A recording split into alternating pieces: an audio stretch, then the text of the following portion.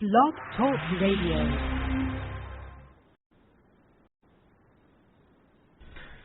Shalom, brothers and sisters. You here with the Gathering of Christ Church. Before we do anything, we always start with prayer. So, if we can, get all the brothers to uncover their head and all the sisters to cover their head. We will all face towards the east, facing towards our homeland, where the Most High said He keeps His eyes and His ears. And then I'll pass it over to Deacon Yaiqawab. Shalom, family. This is the Lord's Prayer in Hebrew and in English. Abanawa, Shabbat Shemaya, Wadash Haya, Shamka, Ahaya, Malakwaka, Daba'a, Ratazawaka, Haya, Shah, Ba Rataza, Kawahaya, Bashamaya, Adalanawa, Lakam, Kazuwam, Wasalaknawa, Kawawafnawa, Kasalaknawa, Kawawafnawa, Wala'a, Dabayanawa, Badasayawan, Abba, Hawashaynawa, Monrai, Kayalaka, Hamalakwak, Waha'ala, Waha Sabarak, Lawayamyam, Aman.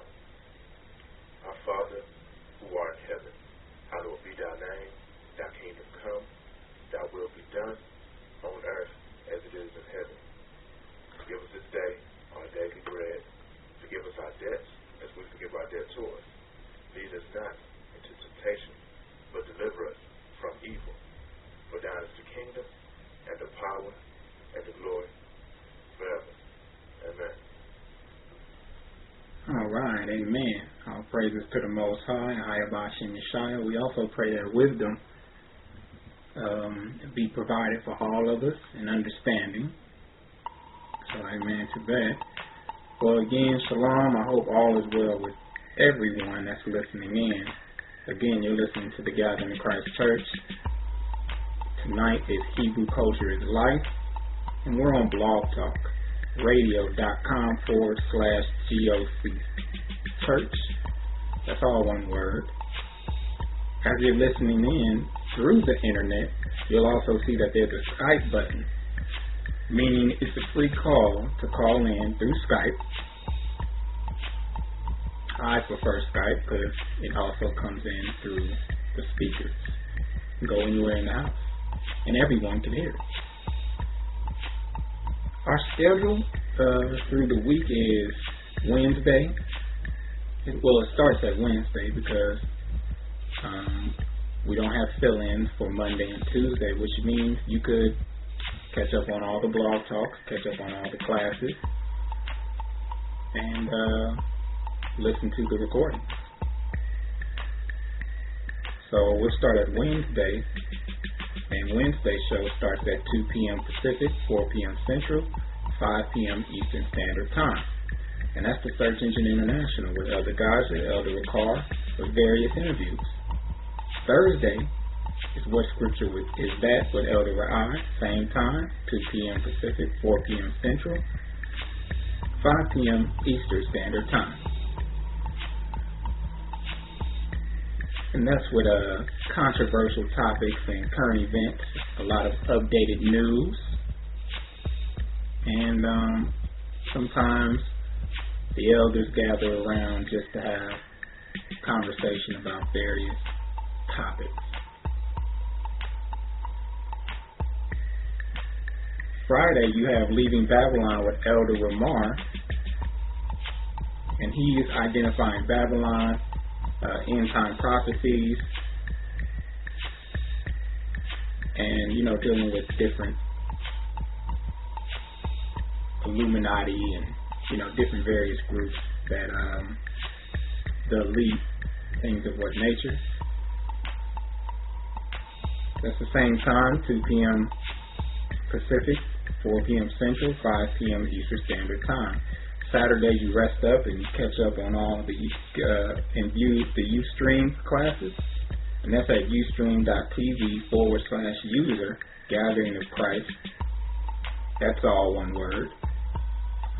6 a.m. Pacific, 8 a.m. Central, and 9 a.m. Eastern Standard Time. Also, catch up on the blog talks. They are all recorded, so you can also do that on the Sabbath. Sundays, you have the Academy, and where you receive jam-packed information you should be attending into,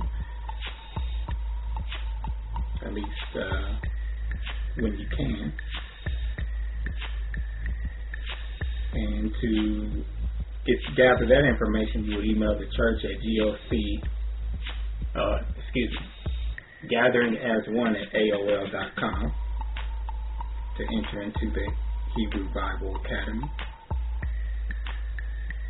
And then, following that night, at 7 p.m. Pacific, 8 p.m. Central, and 10 p.m. Eastern Standard Time, you'll be with us.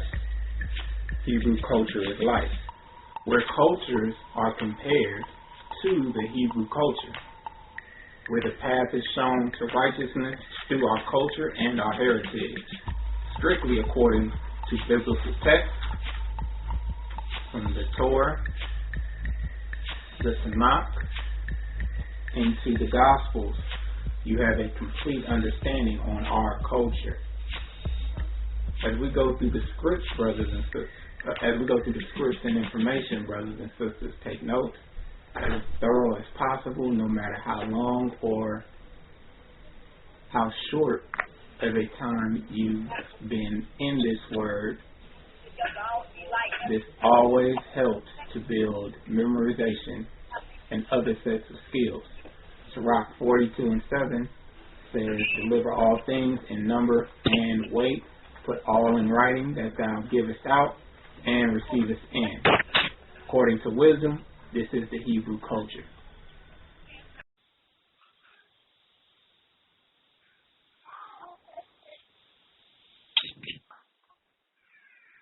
Yeah. Robert's saying that they can hear you online. We okay. Hello? Yeah. Yeah. You can hear me online? Okay, good looking out. All right, I'm gonna go ahead and we'll start class then. Thank you. I'll try to figure out how to fix my computer.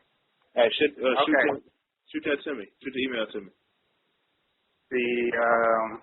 What email? Okay, we're online. Shalom, family. Good evening. How y'all doing? I am Deacon Yaiqawab, and I also have Deacon Xavier with us. He's having some technical difficulties, so if you hear him fading in and out, we extremely apologize. Hope everybody's doing well.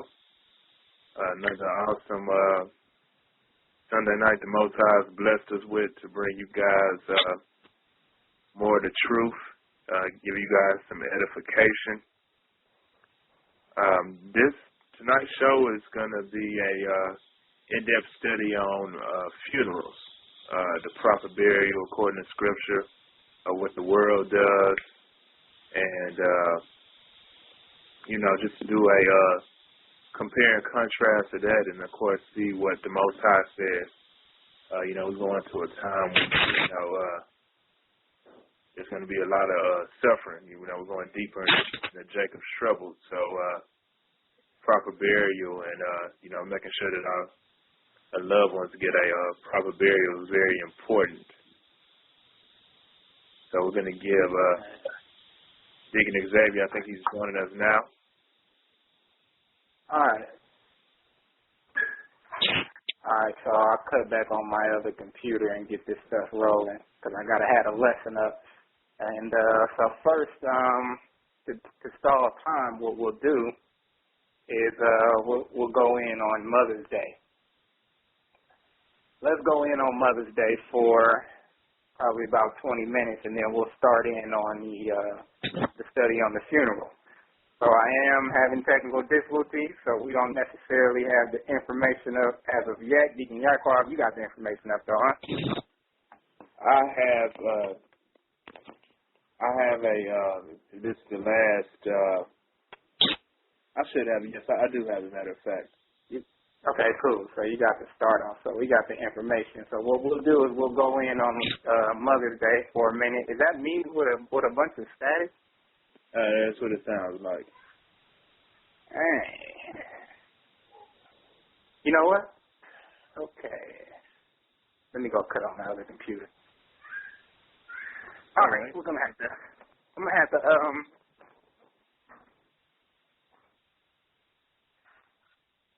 to go to Matthew chapter 15. Matthew. Let's go to Matthew chapter 15. Okay. And let me turn on this fan. The fan's rolling. AC on. The computer got hot and it cut off. So yeah, it was probably all cluttered all up in there, huh? Okay. All right. Okay, so we have Matthew chapter 15. Uh-huh. And forgive me, brothers and sisters, got a little disorganized with all the computers shutting down.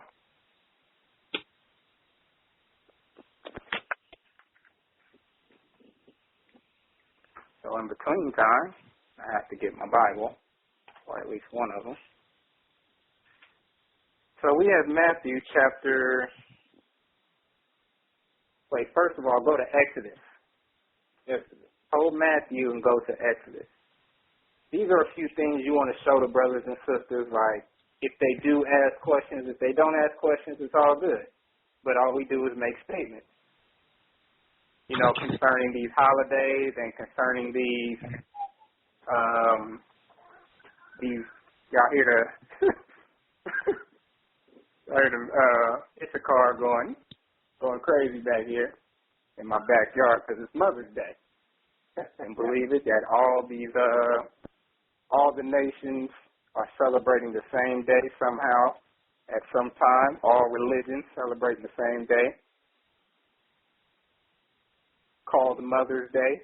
It might not be on the same day, but for example, Ishtar, you know, you have birthdays and all these different days that are all connected to some type of deity. And Mother's Day is definitely connected to the Queen of Heaven. First of all, let's get one of our commandments that was given to us, which is in Exodus. Let's start there. Exodus chapter 20, verse 12. Honor thy father and thy mother, that thy days might be long upon the land which the Lord thy God giveth thee. See, what you'll notice is that the commandments are being put asunder. No one cares about the commandments. No one's trying to honor thy mother and thy father, so they figured, look, I'll do it one day out the year. But the rest of the days, I ain't talking to you, Mom. I'm not talking to you, you know, Dad. They do have a Father's Day, but it's not as recognized as Mother's Day. Why?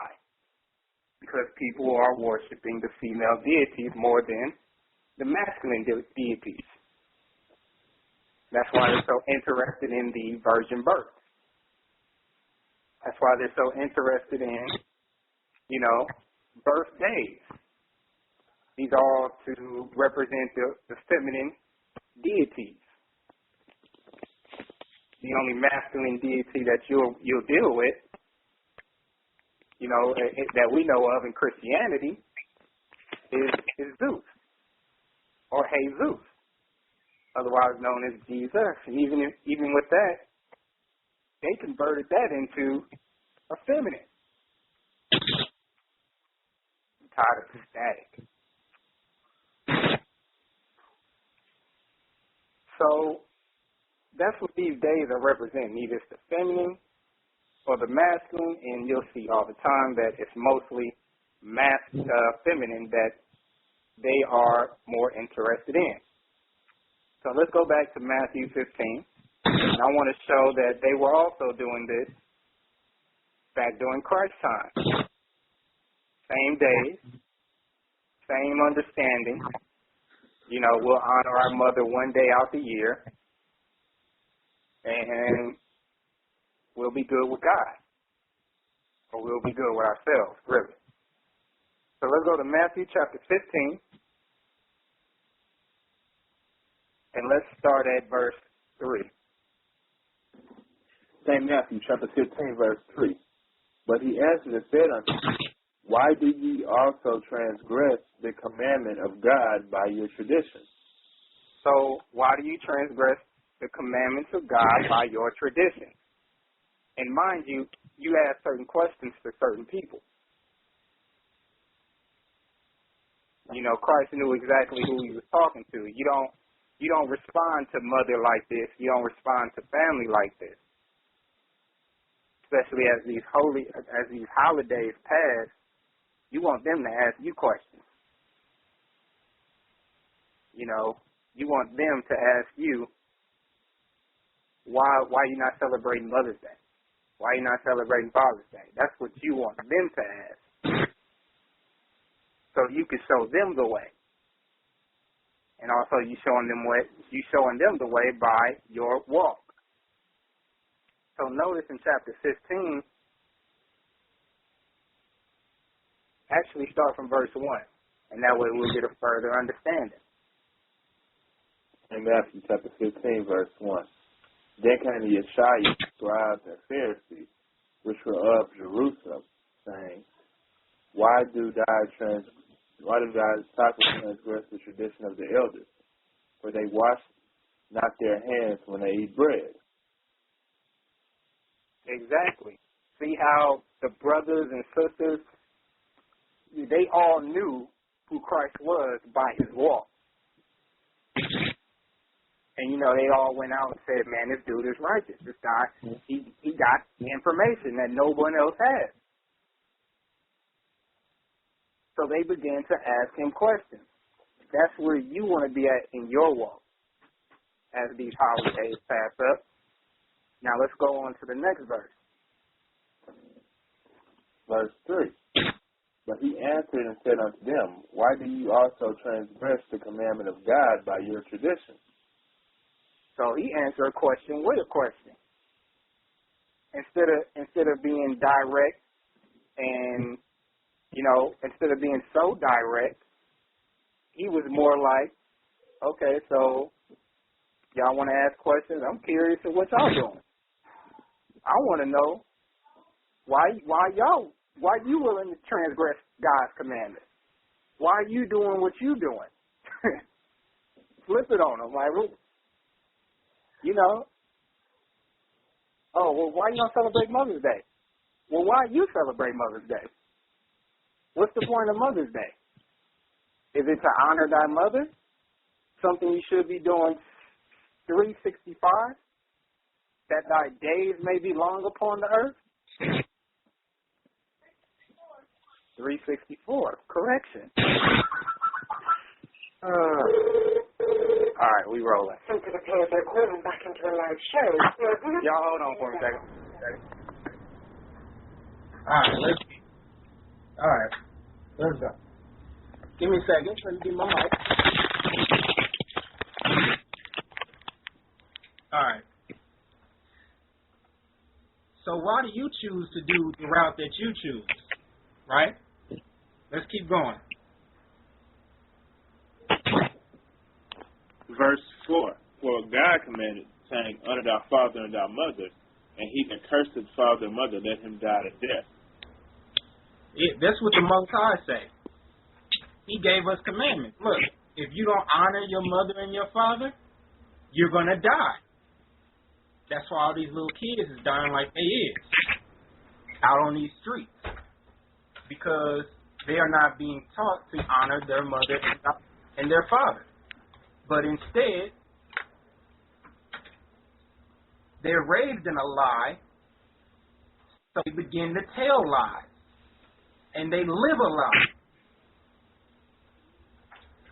So all the lying eventually comes full circle, and your sins reach the heights of heaven. All in all, honor your mother and your father. Go ahead, verse 5. Verse 5.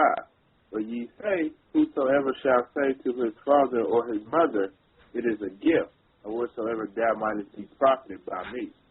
So you sitting around here asking me why I don't celebrate Mother's Day. Let me ask you a question. You telling me to give my mother a gift one day out of the year. Are you telling me that's the promotion of Mother's Day? To take care of Mother one day out of the year, take her out to eat one day out of the year, honor her one day out of the year, when the Most High, He tell me to do these things daily. That is my obligation to my mother and to my father. But this is what you say. Yeah, you need to celebrate Mother's Day once every year, honor my mother once every year. Mm-hmm. But the other 363 days, they feel like they don't have to honor Mother. Push Mother to the side until Mother's Day. Push Father to the side until Father's Day. So, same thing was going on back in Christ's time. He said, this is what you say. Let me give her a gift. And it'll profit me. Yo, Deacon Yaiqawab, you can get on Skype or something? It's like you got a lot of static coming in. You said what now? You got a lot of static coming in. Oh, it's coming on from my end now? Yeah, that's you. Yeah, I'm hearing it like. Okay. So, he's saying it is a gift by whatsoever thou mightest profitest by me. This is what Christ got to say about Mother's Day. Yeah, brother, let me read you the red letters. Go ahead.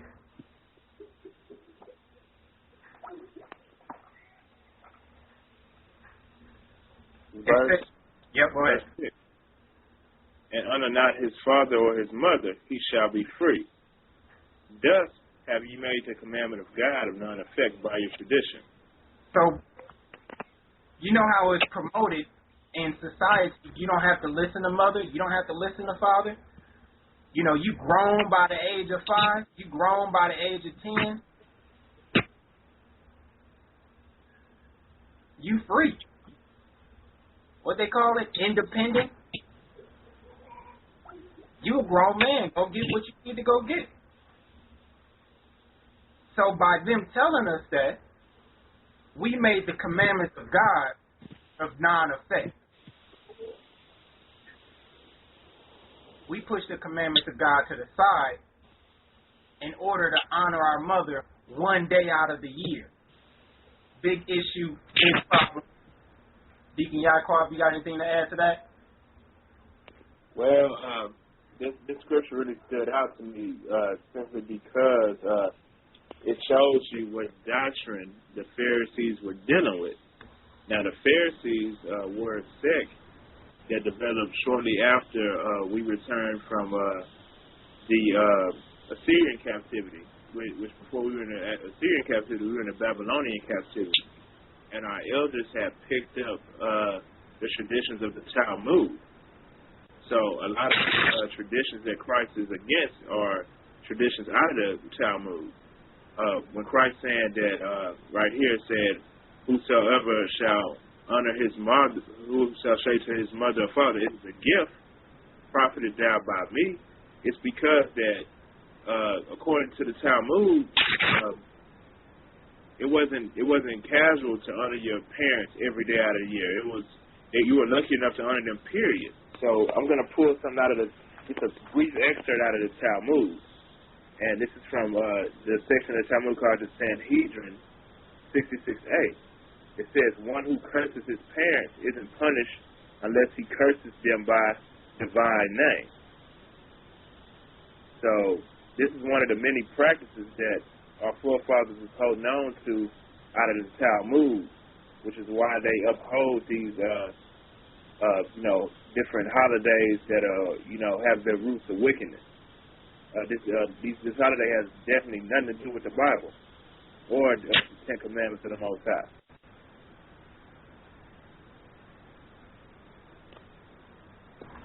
Already. So, you know, when you speaking to these brothers and sisters, it's your walk first, and then it is the words that you choose to bring forth the information. And these red letters kind of show you how you should deal with brothers and sisters. Make them think about what they're doing. Make them think to walk on the righteous path. So can you, Deacon Yaiqawab, you can move the Skype. How's that working out? No, I said I need Skype credit to call in. Okay, give me a second. Let me put you on this other thing here. Cause you don't need, when you go to the website, you don't dial a number to call in. You just click the button over there. It's a button over there. You just go to the website. But I'm calling you in to see if it will work. It's a lot of static.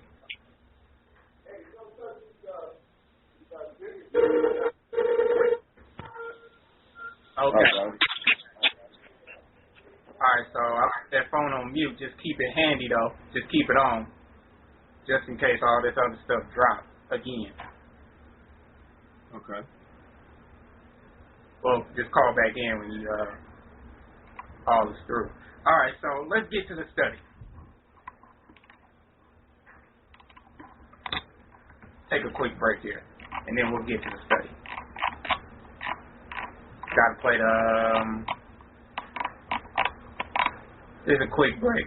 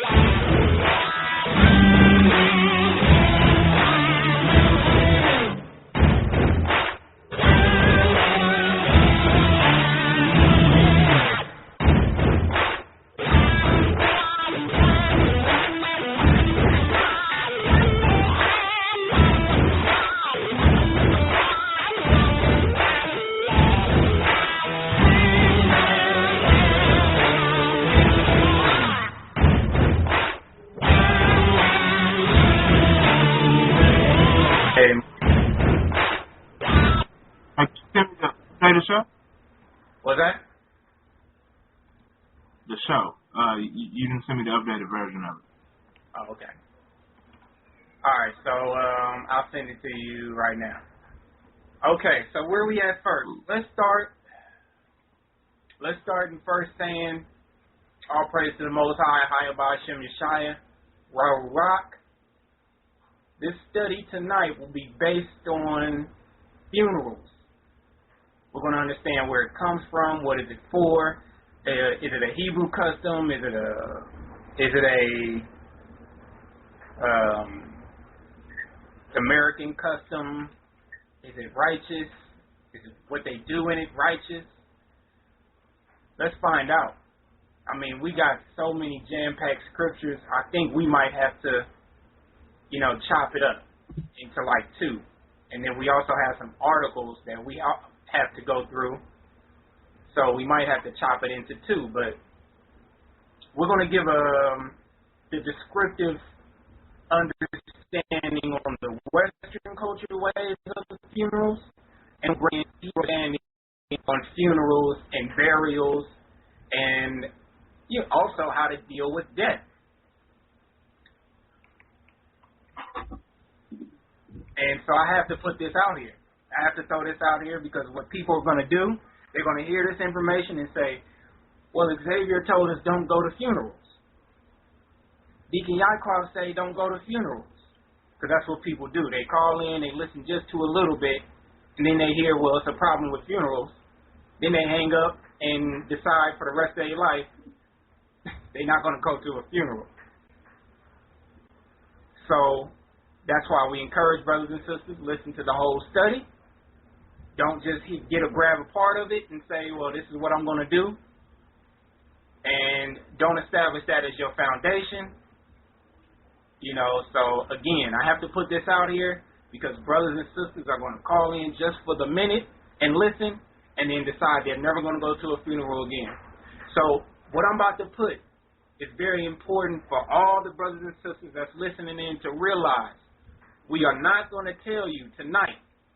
Not one piece of this information is going to tell you do not go to a funeral. Do not go to a wake. Not one piece of this information will not tell you that. All right? What this information is going to tell you is that a lot of the Western rituals are not Hebrew culture. It's not the Hebrew way.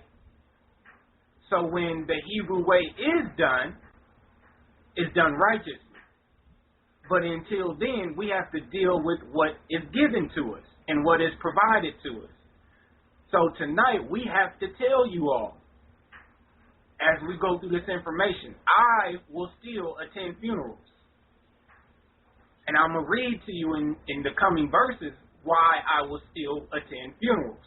You should also still attend funerals. You should also still attend funerals. Because these families that suffered a loss need support.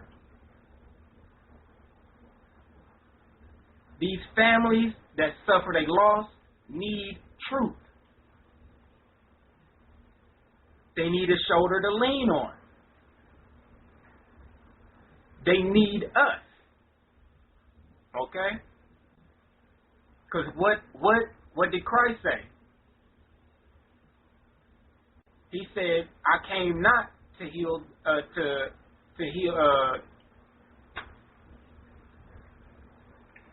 he said, what did he say? He said, a physician goes to those that are sick, to those that need healing. He's not going to heal those that are whole. Those that are whole don't need help. But those that are sick need our help. Those that are in mourning need our help. That's when we become the physicians, the healers.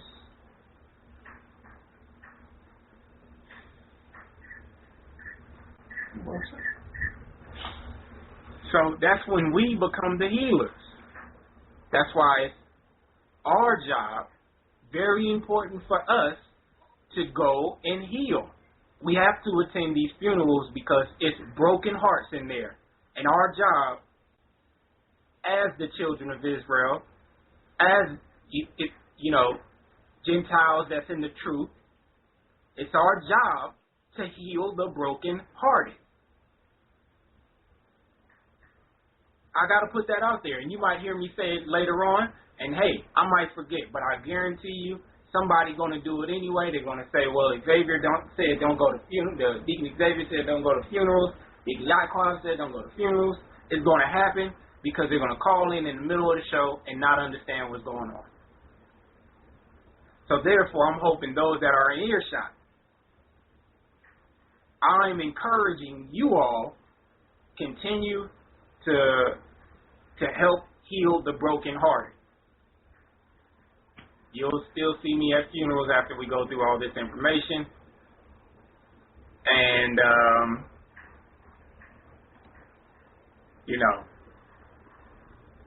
it's my obligation. Okay? Let's understand why. Let's go to Songs of Solomon. Songs of Solomon is after Psalms, after Proverbs, before Isaiah. This will be our first scripture for tonight because we want all brothers and sisters to understand we still have to attend these funerals, no matter how pagan, based on your faith and your your measure of faith, based on your measure of faith, you have to heal the brokenhearted. All right? Songs of Solomon, chapter 7, and verse 2. Songs of Solomon, chapter 7, verse 2. It is better to go to the house of mourning than to the house of feasting, for that is the end of all men, and the living will lay it to his heart. So it is better to go to the house of mourning than to go to the house of feasting. You understand why, right? Us as physicians, us as, whether you be spreading the gospel or whether you be a sister that has the patience and long suffering to have people lean on you, for help, for guidance. It's better for us to be in the house of mourning than to go to the house of feasting. For that is the end of all men, and the living will lay it to his heart. Because that's a lot of us. That's all we think about is, a lot of us. I ain't gonna say a lot of us. Some of us, we think about how we gonna die. At least when we were younger. How are we going to die? Why are we going to die? Why do we die? It's on our heart because we're living for, or when are we going to die? We're living for right now, but we do everything in the Most High's will. And we'll get some scriptures based on that also. Read the next verse. Verse 3. Sorrow is better than laughter, for by the sadness of the countenance the heart is made better. Sadness of the countenance, the heart is made better. Now these are words of wisdom. That's a dark saying. That's something I have to figure out. Sorrow is better than laughter, for by the sadness of countenance the heart is made better. Right? It's one of those dark sentences, hard to be understood.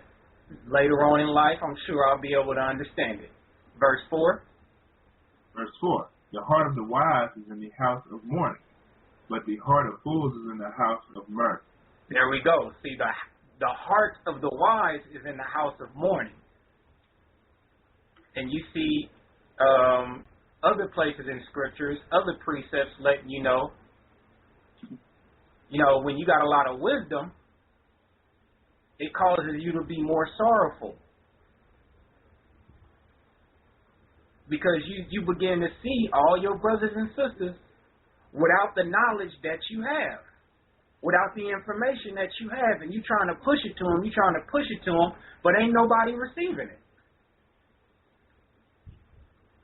So the heart of the wise is in the house of the mourning. You also got brothers, and that's the whole reason. You trying to help people wherever they are, whoever is mourning, whoever needs the information.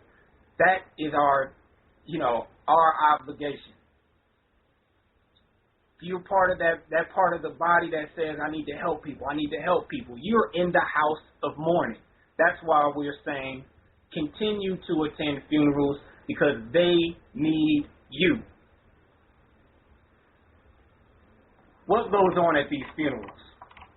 What is really going on? I mean, I get on YouTube and I see some of the craziest things that happen at funerals.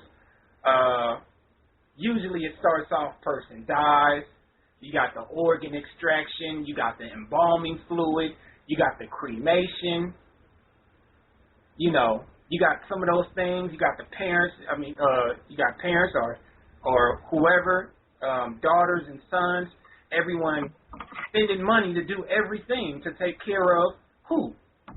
The dead, the deceased.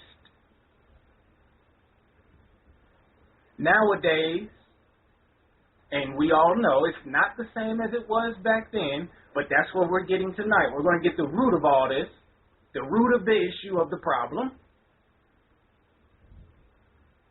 Nowadays, you got to buy a casket, suit. I seen a dude dressed up in biker gear, and he was deceased, dead, sitting on a bike. They propped him up on a bike, had his hands, tied to the bike.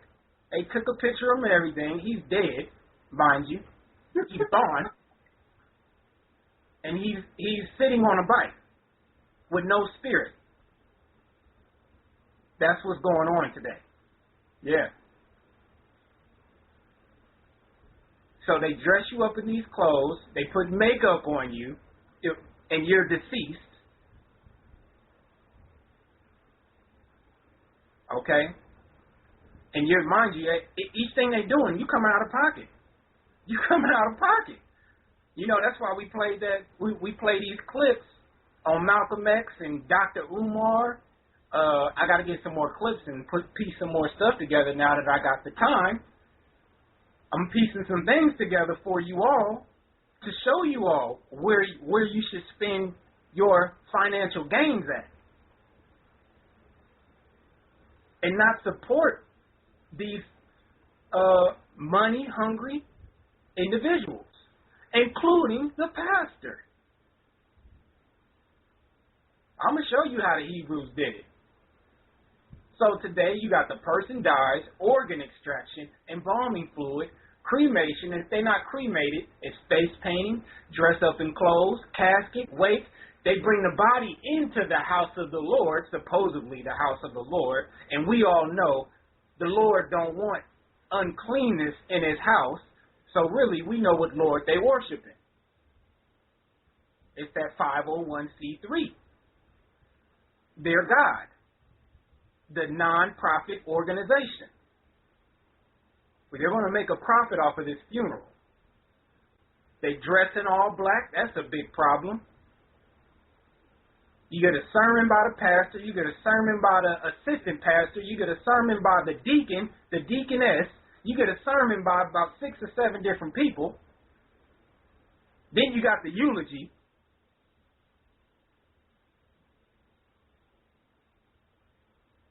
Bringing in, and then you got the testimonies, because now you want all the families to speak, so everybody walk up and get on the mic. Everybody come in, touch the dead body, the deceased. I got to be more soft-spoken, because I don't want nobody to be offended. Everyone sees the deceased. They touch the body, cry on the body. Some people jump in the casket. Now all this wouldn't happen if we did it a certain way. The Hebrew way, that is. Then everyone goes to the burial site. You get another sermon for the final words. They throw flowers. They throw, I seen a movie, they was throwing watches, basketballs. They were throwing all kind of stuff in there for the deceased. Dove releasing. And then they have a reception where all the family come in, they all eat a dinner, and then you never see that side of the family again until someone else either pass away or get married. Other than that, you never see that family again.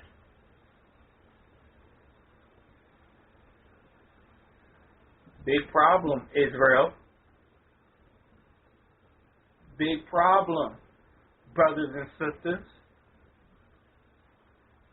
This is a big issue because I don't know if y'all know this, but ain't no one making money except for the pastor and where you buried the person at.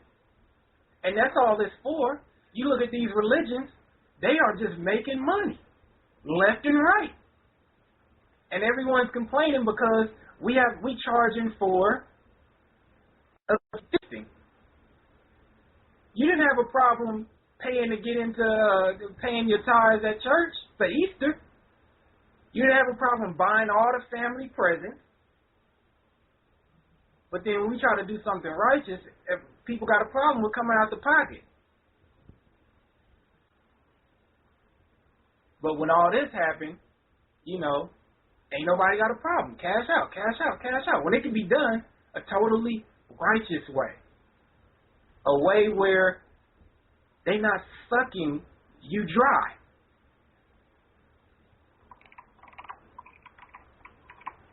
And that's in a lot of other, including marriages.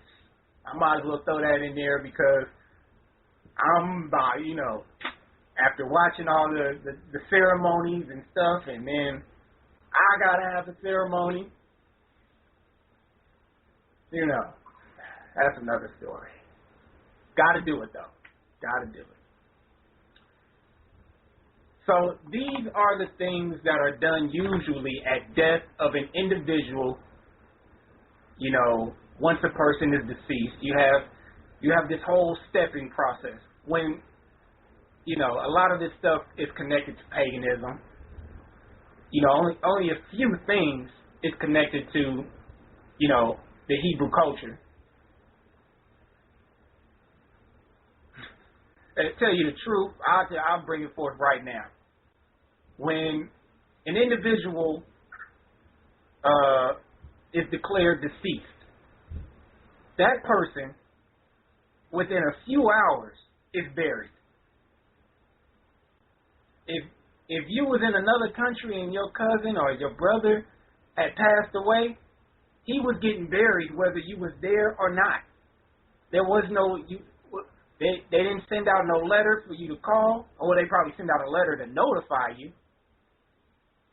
Hey, you want to come take care of your family, but we can't wait on we can't wait on this burial. It's going to let you know why as we go through the information. Burials happen immediately to avoid all the family dysfunction.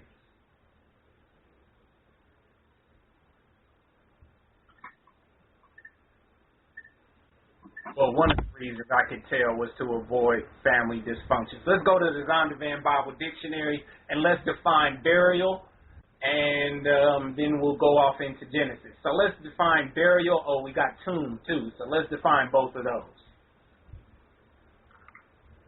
All right, from the Zondervan Bible Dictionary, the definition of burial: the act of placing a dead body in a tomb in the earth or in the sea, generally appropriate ceremonies as opposed to the exposure to the beast, abandonment, or burning.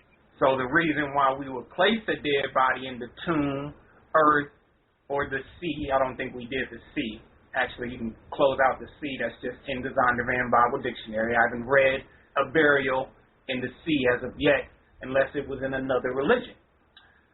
It generally was appropriated with ceremonies. Ceremonies did happen, but not the ones today. The deceased was pretty much buried right away. And if you were family members, you was notified. Your brother or your sister passed. Your mother or your father passed. We gotta put them in the ground. And people understood it. It was with respect. It wasn't no disrespect like, we don't care about your family. But, we go as we go through the words of wisdom, they've departed. That's dust now. Once that spirit, I read something, they did a test to see if the spirit actually existed. Had 6 bodies laying on a table, and once the spirit departed, they wanted the test was to see if the spirit departed. And how did they know a spirit had departed? By how much the person weighed. And each person that died and that spirit departed, all of them lost 21 grams. 21 grams departed from that individual.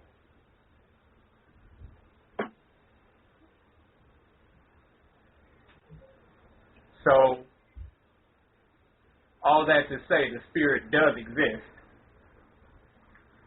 Not to say that it weighs something, but it obviously has some type of effect on the body. Generally appropriated ceremonies We also bury them to keep exposure from the beast, because that's not an honorable burial to be eaten up by animals, which you have some individuals who were unrighteous did that. Abandonment or burning. We didn't do burning. Burning came from some unrighteous individuals. Unrighteous, I'm going to say really unrighteous, and we'll get that later on. Go ahead.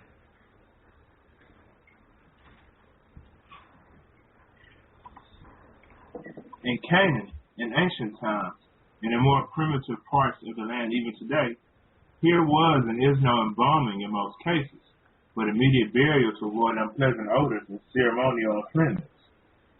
Mm-hmm. So we understood what was, that we was teaching the land of Canaan how we should carry on in burials. We didn't do embalming. We didn't, that wasn't our practice. Again, once the deceased, once the spirit left you, you were put in a tomb, whether it was the earth or in a rock, because they used to carve in rocks also. They just put you in there. They avoided unpleasant odors and ceremonial uncleanness, because you become unclean when you touch the deceased. Go ahead, Tomb. Definition of tomb according to the Zondervan Bible Dictionary. Tomb. It may mean chamber, vault, or crypt, either underground or above ground. Yeah. So you were either put in a tomb or crypt. They have those today. Chamber, vault. They have those today. So let's look at our forefather Abraham and how he handled a death.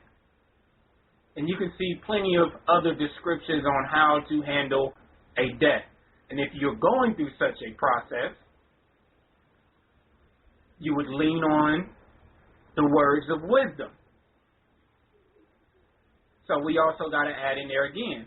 These things, what we're going to read over tonight, they just don't practice in modern day society. In this society, they practice, in the land of Canaan, most likely.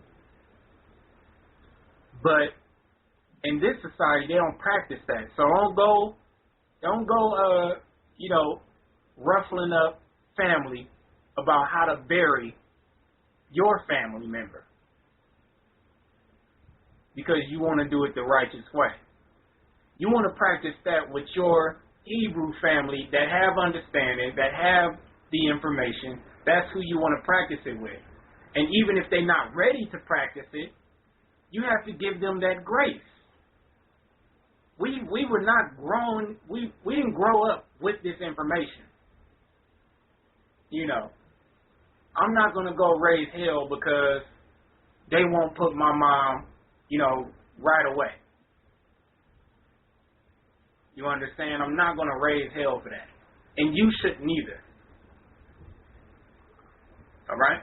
Let's go follow after Abraham. What did he do? Genesis 23:1. Genesis chapter 23, verse 1. And Sarah was 107 and 20 years old.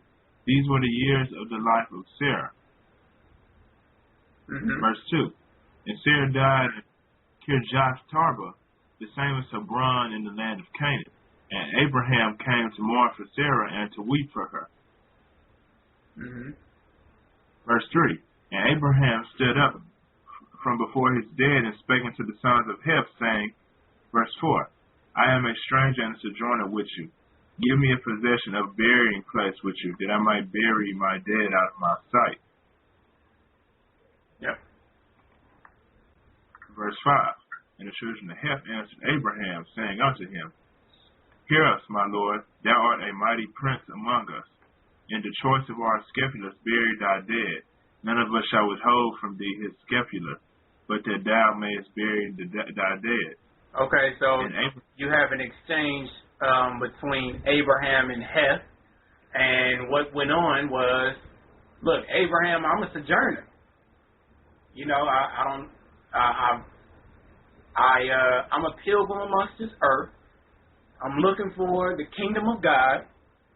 Heth is like, you're a mighty prince among us. Go ahead and take this scepter. And we can go on from there. I don't know why I got the extra stuff. But this, actually we can read verse 8. But this exchange is just showing you, I'm a mourn for the dead, for the deceased. I'm a mourn for the deceased, and I'm a bury the deceased. Abraham was not going to put Sarah on a motorcycle. You know, no casket. We didn't deal with caskets. We didn't have the pastor come and, you know, do a whole preaching. You know, we didn't have a pastor, assistant pastor, deacon, deaconess. We didn't have them, you know, the hype man. We didn't have all that. I went to a funeral. They had literally a hype man so people can catch the so-called Holy Ghost at a funeral. That's what's going on in today's society. And it's all for what? See, if we move out the way paganism, and we replace it with, you know, financial gain, that's the whole root of it all. I mean, we're going to read it out of scriptures. Period. It's going to show you it's for financial gain. And they got it straight out of the scriptures. I know they did. Thieves, verse 8. Verse 8. And he communed with him, saying, if it be your mind that I should bury my dead out of my sight, hear me, and treat for me to affront the son of Zohar. Yeah. So he's going to bury the deceased out of his sight. So he's not going to keep the ashes on the what do you call it, down, you know, over the chimney. He's not going to put the ashes on all in the sea. It ain't none of that going on. I'm burying the dead. You know, she's going to be out of my sight. She's departed. The spirit has left her. She up with the Most High. That's who she with right now. This is nothing. This is dust. I just have to place the proper burial for her. And it's also for the resurrection.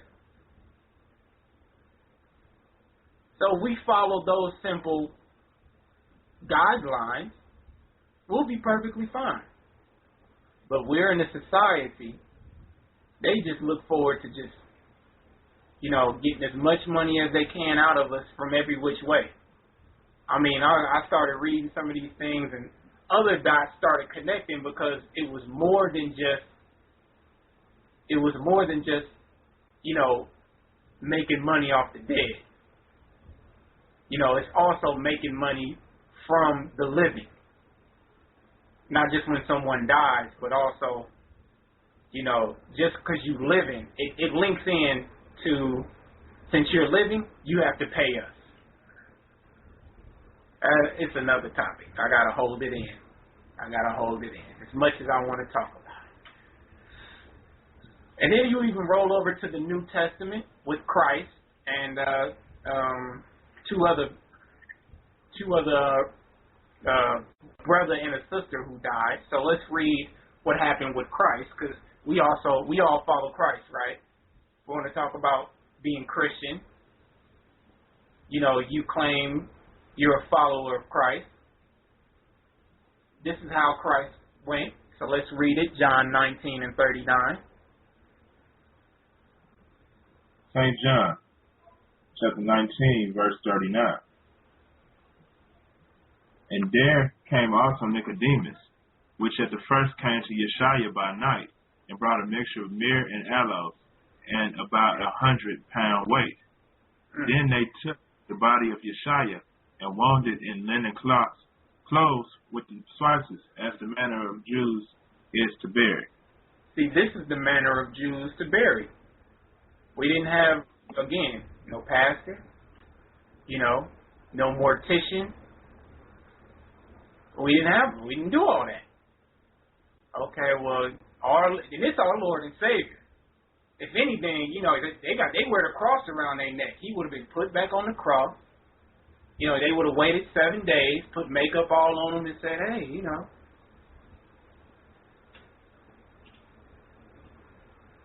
you would have got all that from what they did, from what they're doing today. But that's not our custom. That's not the manner of the Jews, as the scripture just put it. We take the body, we put it in linen, throw some spices, herbs in it. He has Nicodemus, that you all know Nicodemus. He had a mixture of myrrh and aloes. He brought that for the burial. Wasn't for embalming, because we don't practice that. Wasn't for cremation, because we don't practice that. We take the body and put it right into the tomb.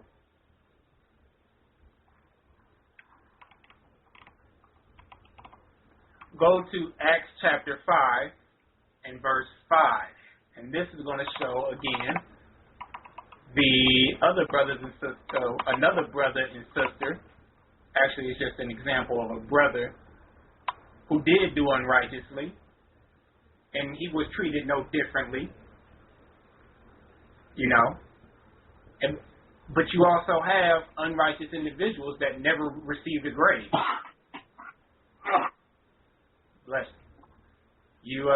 You had unrighteous individuals that never received a grave, like Jezebel.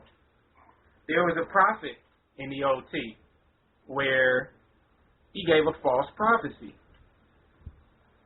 and lied on the Most High. And he had the spirit within him, but he lied on the Most High. So the Most High didn't give him a grave. And to us, that's just dishonorable. That's a dishonorable burial.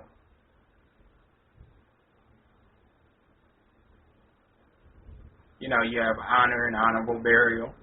You don't want to be left to the beast. You don't want to be left abandoned. You don't want to be burned.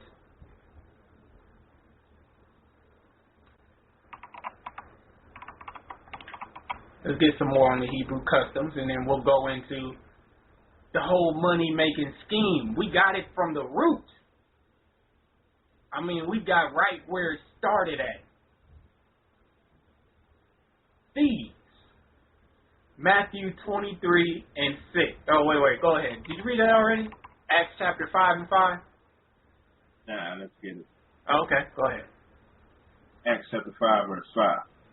And Ananias, hearing these words, fell down and gave up the ghost. And great fear came on all of them that heard these things. And the young men arose, wound him up, and carried him out, and buried him. You see how fast that was? That was in one verse. He gave up the ghost. Young men rose, wound him up, carried him out, and buried him. The end.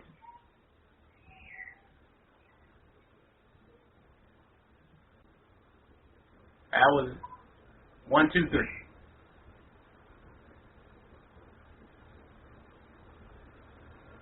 So, normally it was just our custom, burial right away.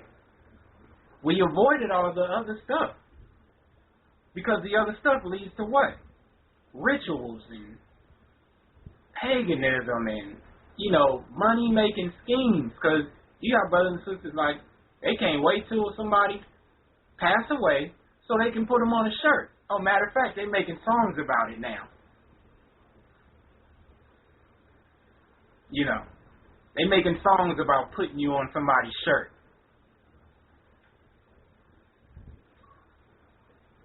They'll figure out a way to make money, man. And we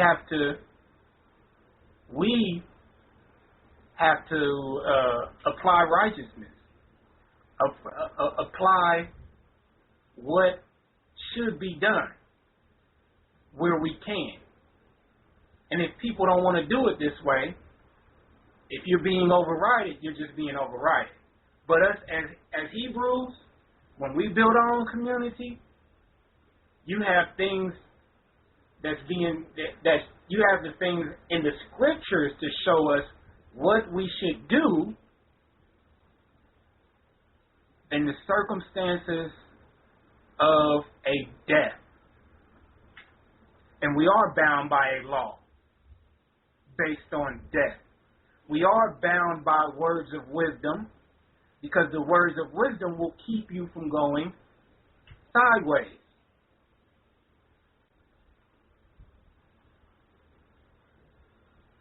Our Lord and Savior here. We got Matthew 23 and 6.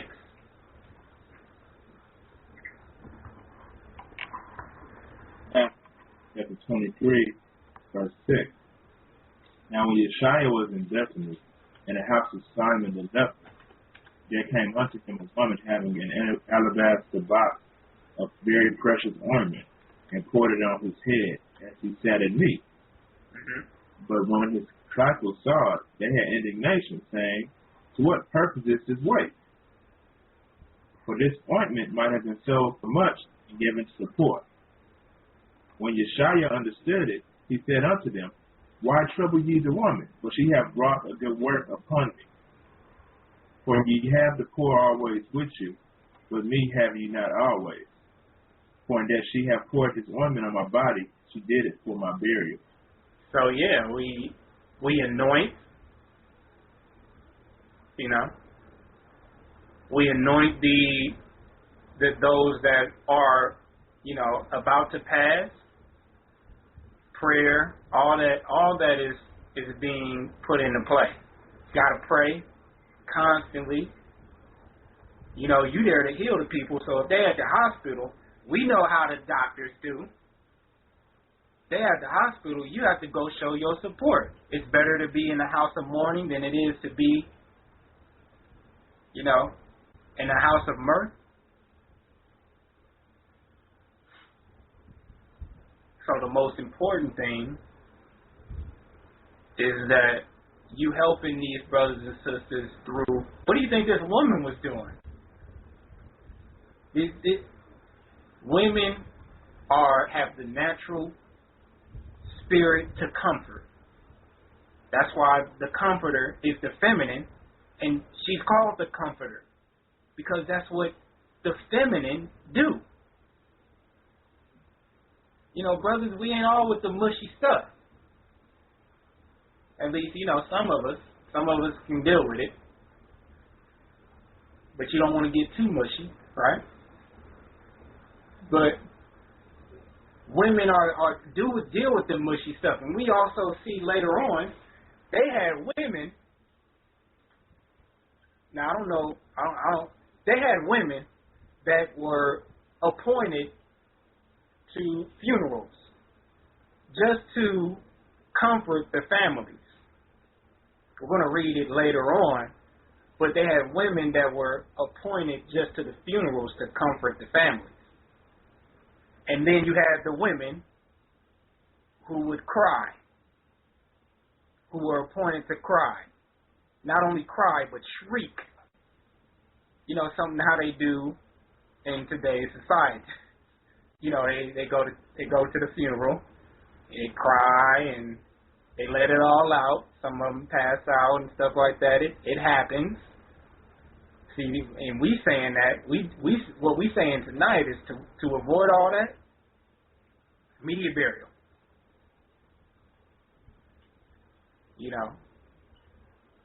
Let your life continue on, because that person is deceased. The spirit is gone. They can no longer hear you. They can no longer see you. It ain't all that, my mother's looking down on me right now. No, the Most High is looking down on you right now. That's who you regulated by. That's who you being guided by. that is your instructor and protector.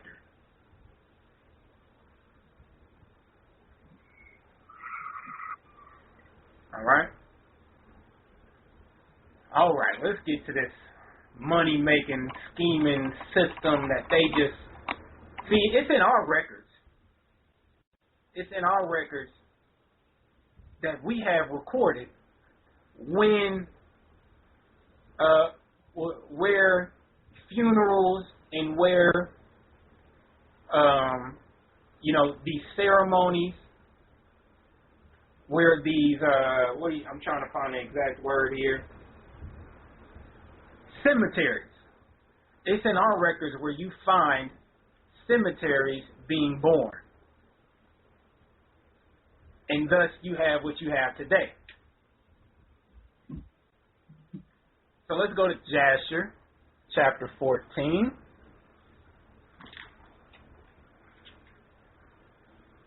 And we're going to start at verse 1. This is going to be a story about Rakion. You're going to find out what Rakion was doing. And this dude was a profitable businessman. I had to take out some verses because we have an extensive study. But let's read this. And, you're going to see this Rakion figured out a way to just make money without having to do anything.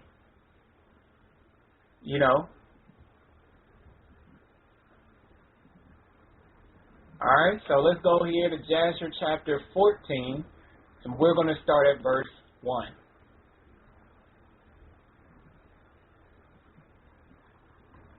Book of Jasher, chapter 14, verse 1.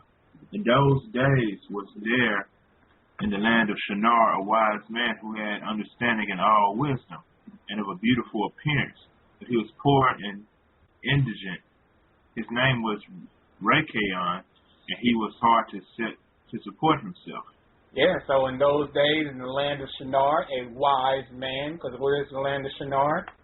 The land of the Chaldeans. The land of the Chaldeans is where? And mind you, Chaldeans means land of the wise, or wise men. So he came out of Shinar, and he was a man of wisdom. But there was a problem. He was poor. Wasn't a problem. He was, it eventually became a problem. But see, if you got wisdom, this dude has some wisdom. You're going to see what he did. Beautiful in appearance. Right? Hard set to support himself. He was in a route to support himself. Right? Go ahead. Verse 2. When he resolved to go to Egypt, to Osiris, the son of Anam, king of Egypt, to show the king his wisdom, for perhaps he might find grace in his sight, to raise him up and give him maintenance. And Rakion did so. Yeah. So you see here, hey, I'm about to figure out how to support myself. And if you trying to figure out a way to support yourself, read the story of Rakion, because he was using wisdom, and he just figured it out pretty much. But he resolved to go to Egypt, so that's where he wanted to support himself, and he wanted to go see the king and share his wisdom, that he might find grace in his sight. All right, so let's keep going. Verse 3. And when Rakion came to Egypt, he asked the inhabitants of Egypt concerning the king. And the inhabitants of Egypt told him the custom of the king of Egypt. For it was then the custom of the king of Egypt that he went from his royal palace and was seen abroad only one day in the year. And after that the king would return to his palace and remain there.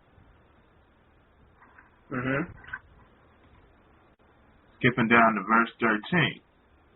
And he rose up in the morning and acted ingeniously, and went and hired 30 strong men of the rabble, carrying their war instruments in their hand. And he led them to the top of the Egyptian scapula, and he placed them there.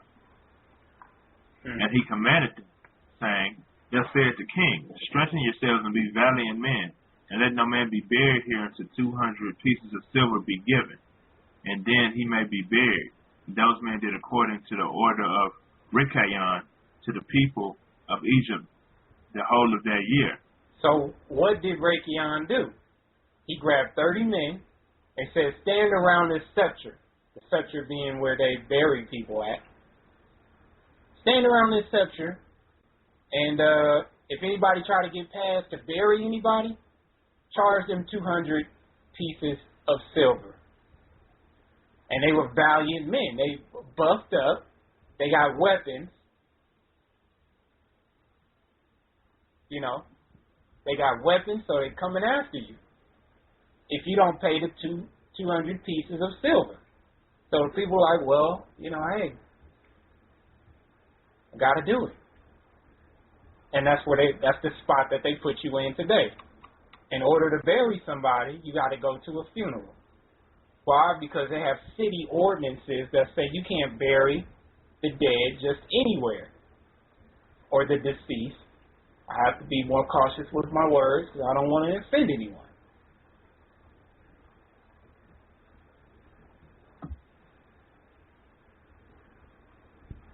So you got here, you know, just Rikayon setting it up to where if you want to bury someone, charge him 200 pieces of silver. What does Rikayon have to do?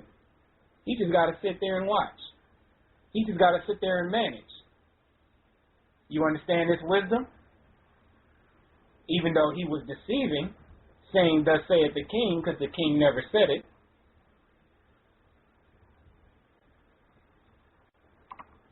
But go ahead. Verse 15, And in 8 months' time, Rikayon and his men gathered great riches of silver and gold. And Rikayon took great quantity of horses and other animals, and he hired more men. And he gave them horses, and they remained with him. So you see, Verse 6, all he doing is guarding the dead, the deceased. All he doing is guarding the deceased. Like, well, what's going to happen to the deceased?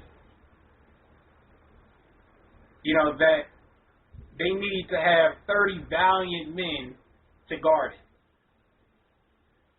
What's going to happen to the deceased if I just bury him in my backyard? And I don't encourage you to do that. So don't say, Xavier told me to bury the deceased in the backyard. I ain't saying do it in the front yard either. In fact, you just got to do it the way they telling you to do it. As of, you know, if you stand in the city, I think they still do it out in the country actually. But I just see that in the movies. You know, you watch the movies and they show you how they do it down south. That's just the movie. So I don't know if that's true or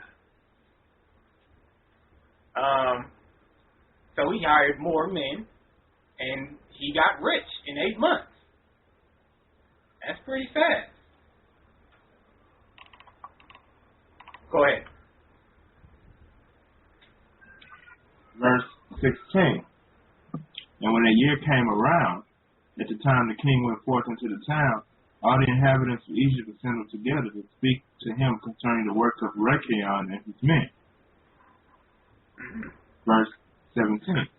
And the king went forth on the appointed day, and all the Egyptians came before him and cried unto him, saying, May the king live forever. What is this thing thou doest in the town to thy servants, not to suffer a dead body to be buried until so much silver and gold be given? Was there ever the like unto this done in the whole earth, from the days of the former kings, yea, even from the days of Adam, unto this day, that the dead should not be buried only for a set price? So the king even asking the question, what is this thing that you're doing to, my servants? You suffering the dead not to be buried until so much silver and gold be given? This was never done ever on earth before. that the dead should be buried for a set price. And they brung it back today.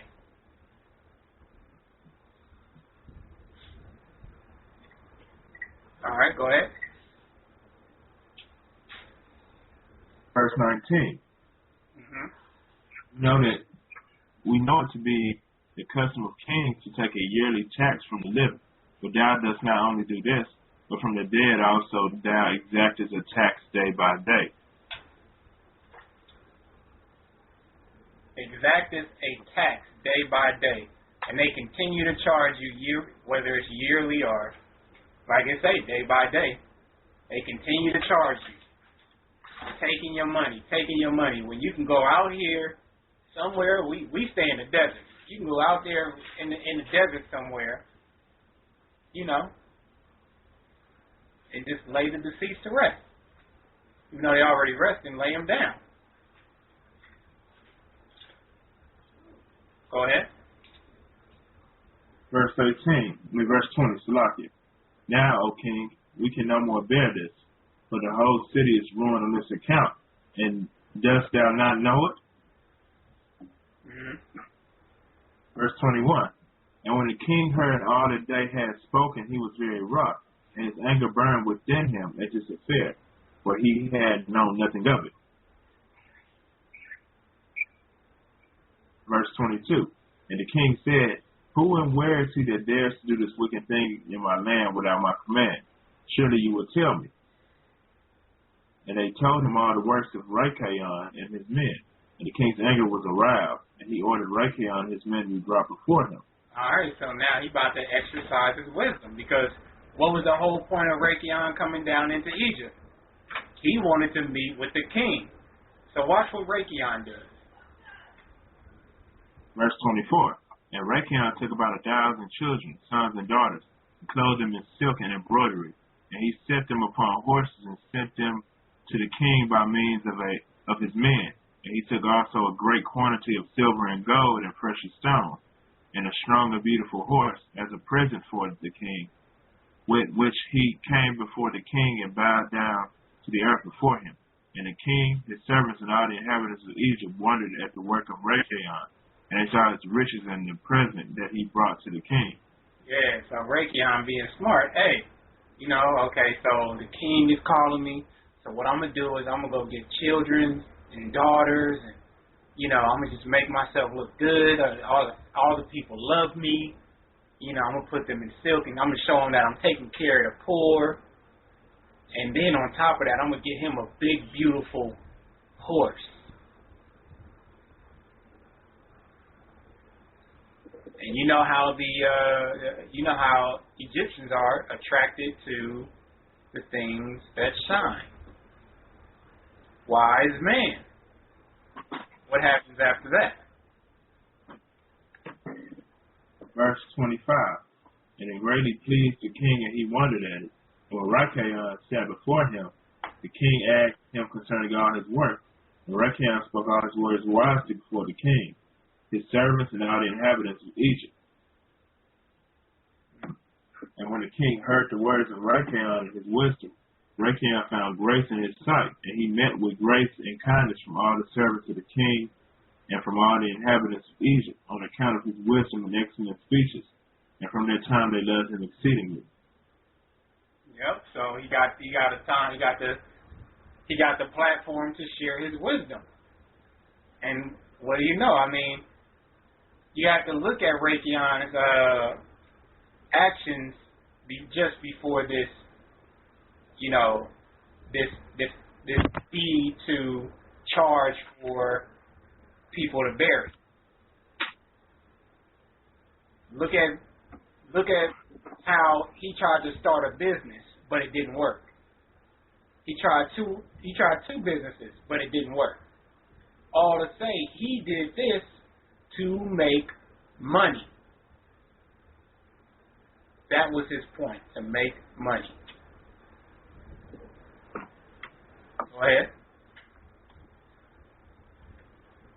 Verse 27. And the king answered and said to Yaiqawab, Thy name shall no more be called Yaiqawab, but Pharaoh shall be thy name, because thou didst exact a tax from the dead.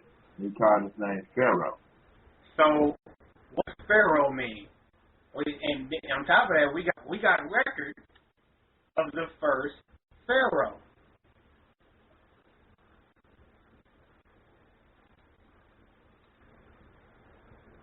We have record of the first Pharaoh. Hold on, I'm trying to delete something here.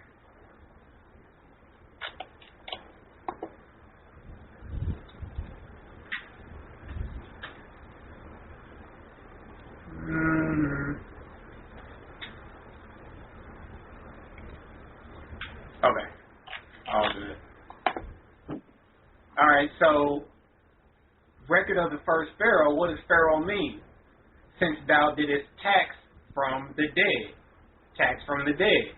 Exact a tax from the dead. That's why you call them Pharaoh. That's why they're so interested in the dead.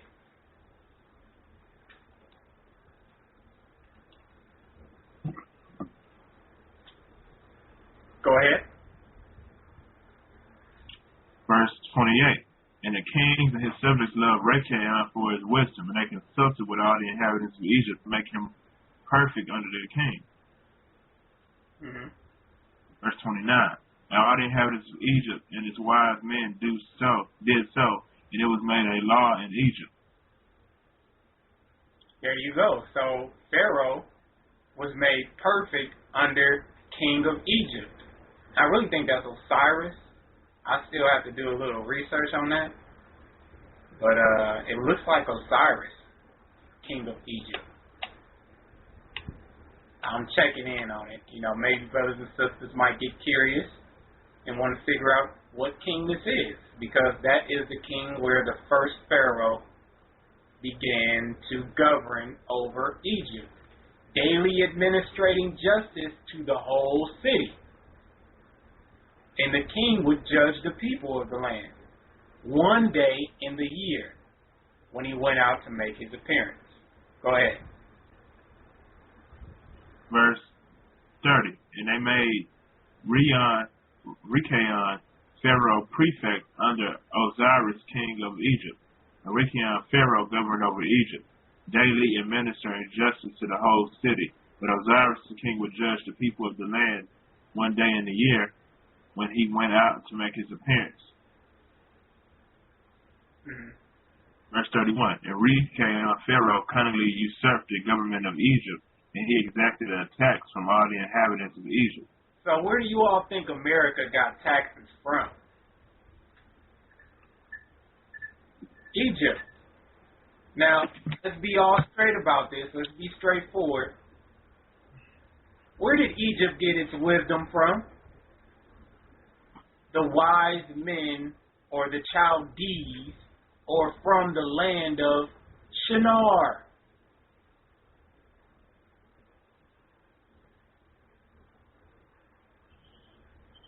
They got the idea of Pharaoh from the land of Shinar. And I'm reading through Zondervan Bible Dictionary. They trying to, everywhere I'm looking at burials and funerals, the Egyptians is getting mentioned. And let's be real, the Egyptians, they didn't come up with anything. All their information came from an outside source. It's just for some reason, those outside sources end up landing in Egypt.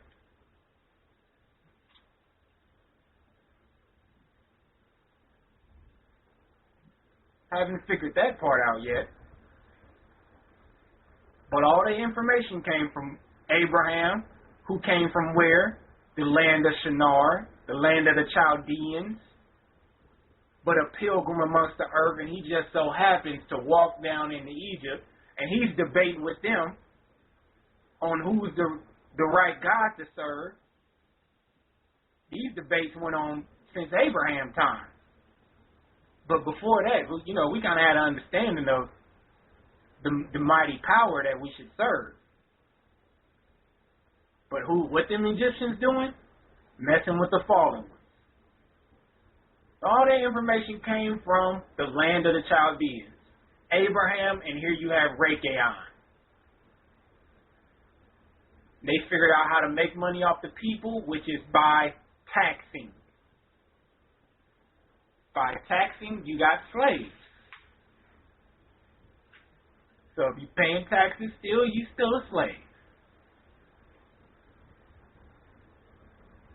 And that don't mean stop paying taxes. Unless you educate yourself on how not to pay taxes. I don't gotta be careful. Choice of words here. Okay, 30, go ahead. Verse 32. And all the inhabitants of Egypt greatly loved Yaiqawab Pharaoh, and they made a decree about every king that should reign over them and their seed in Egypt, Pharaoh. Verse 33. Therefore all the kings that reigned in Egypt from that time forward were called Pharaoh unto this day. There we go. Therefore all the kings that reigned in Egypt from time forward were called Pharaoh unto this day. There you go. Pharaoh. The first Pharaoh, Yaiqawab, not an Egyptian, but a man from the Chaldees, or the land of Shinar. I think that's important to get across. These Egyptians don't make up nothing, not a nair, not a thing. They suck information from all of the other nations and try to claim it as their own, just like the Europeans.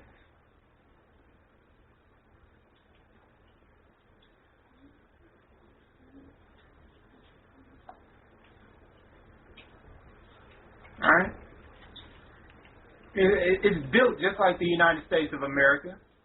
It was built just like the United States of America. You had wise men who were cunning in their thoughts from other nations build a nation on a land. Not their land, but somewhere coming from somewhere else, they built a nation from their country. You notice who came up with the light bulb, the toilet, the perm, whatever you want to put out there, whatever inventions you want to imagine, they all came from people outside of this land. And it made the land great.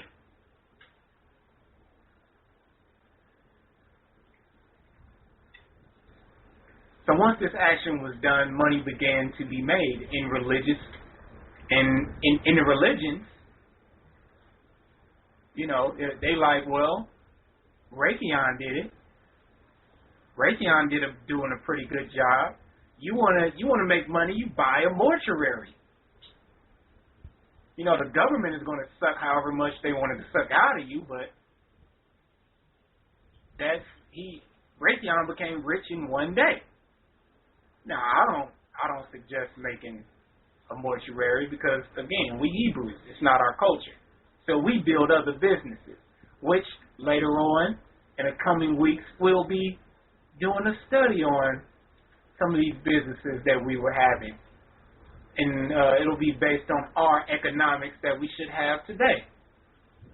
Until then, we're talking about understanding funerals. So, you know, they took this Yaiqawab's idea and they built on it. Well, he making $200 for a burial price. Let's add a religious ceremony in it. You know, we gotta honor the gods, the God of the dead, the God of the God of Hades. You know, you name off these different Greek gods and Egyptian gods.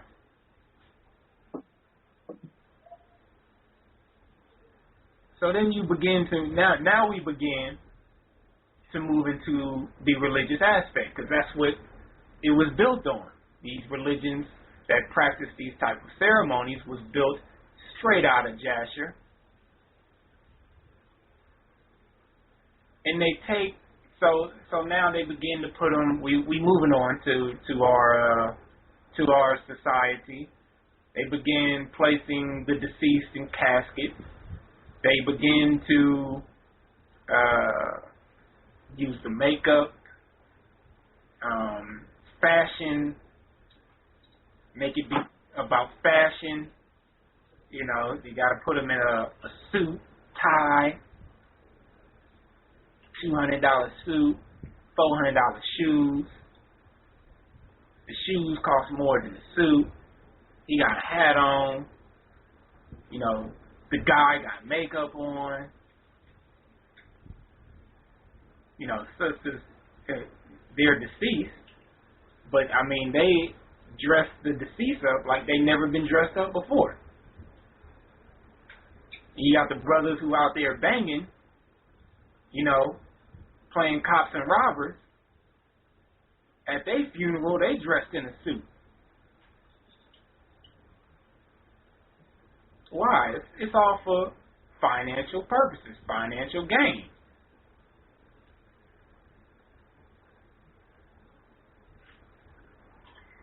And then the deceased is brought into the so-called Lord's house, quote unquote. Now, we know in Scripture that's totally against the true living God. And again, it's only one God that has to allow this type of action. That's the 501c3. It's the government's house. That's why they can bring the deceased into the so-called Lord's house, because their Lord is government. And their God is not concerned with clean or unclean. We get to the law, it talks about you touch a dead body, you unclean for 7 days. If a person touched you that touched a dead body, he's unclean for 7 days. I was reading an article that I didn't get a chance to post in here. It was trying to give a description of how the deceased were being maintained. And usually you would just have one or two people who would take care of the deceased, you know. In a small community, you have one or two people who would take care of the deceased, and also a person who would clean the area where he gave up the ghost.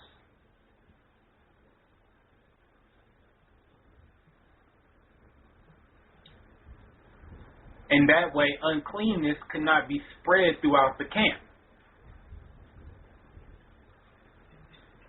But until then, you know, we have to deal with what we have today. But at the same time, they should not be passing around, you know, they shouldn't have the deceased in the Lord's house.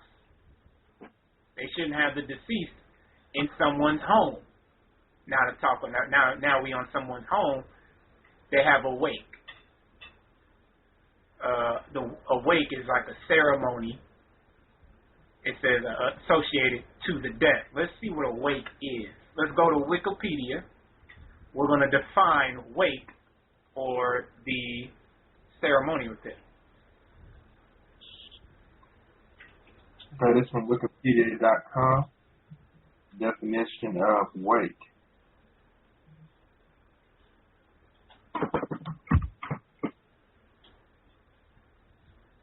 Wake is a ceremony associated with death. Traditionally, a wake takes place in the house of the deceased with the body present. However, modern wakes are often performed at a funeral home. In the United States and Canada, it is synonymous with a viewing. It is often a social rite which highlights the idea that the loss is one of a social group and affects that group as a whole. So this is definitely practiced in the United States and Canada.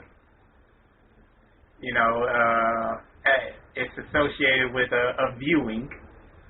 It is often a social rite which highlights the idea that the loss is one of a social group and affects the group as a whole.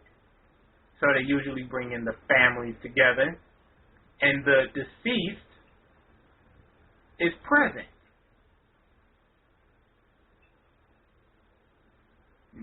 So it's telling you the body is present. And again, you know, it don't take all this for a burial. It don't take all this. This is to spread uncleanness. And again, and we not telling y'all don't go and support these families. These families need your support. These families need your help. Be a physician to the brokenhearted. All right? But it's to spread uncleanness. Go ahead. The English word wake originates from the ancient Indo-European root wag or weg, meaning to be active, related to the Latin vigil. This evolved into several meanings, including growth or vegetable, to become or stay alert, and washing or guarding. So, and we can skip the rest. That's all good. We'll go into the next paragraph. But it's Indo-European. There you go right there. Awake. It even says Irish fairy at the beginning of for this Wikipedia article. It's Irish. Indo-European. These are actions we should not have for a ceremony, a ceremonial funeral. Let's go to this next paragraph. All right. Burial? It says in 1752. Oh, Salak. In 1752, Richard Pocock observed a wake in County Down. I saw a number of women in an adjacent cabin, and my curiosity led me to go in. It was a wake over the body of an old man who was stretched on the floor and covered with a sheet.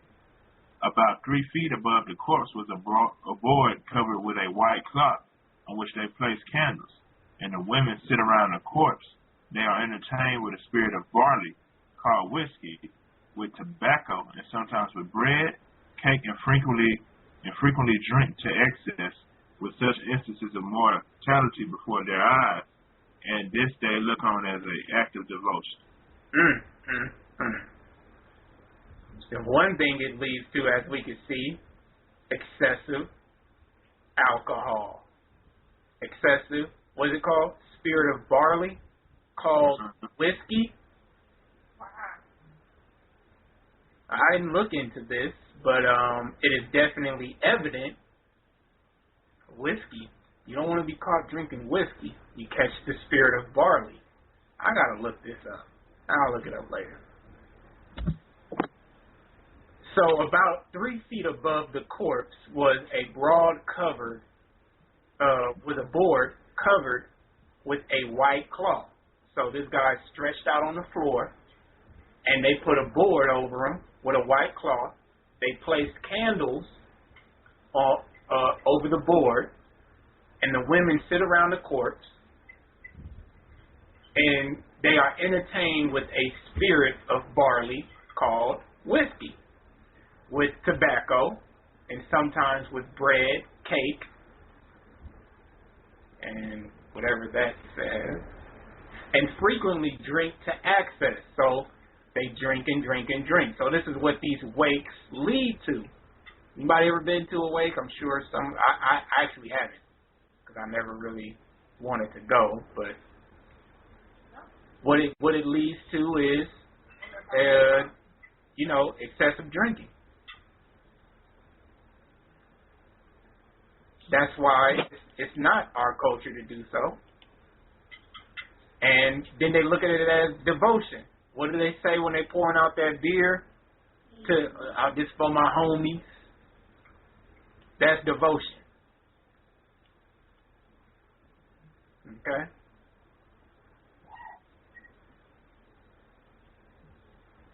So, Go read this next verse here.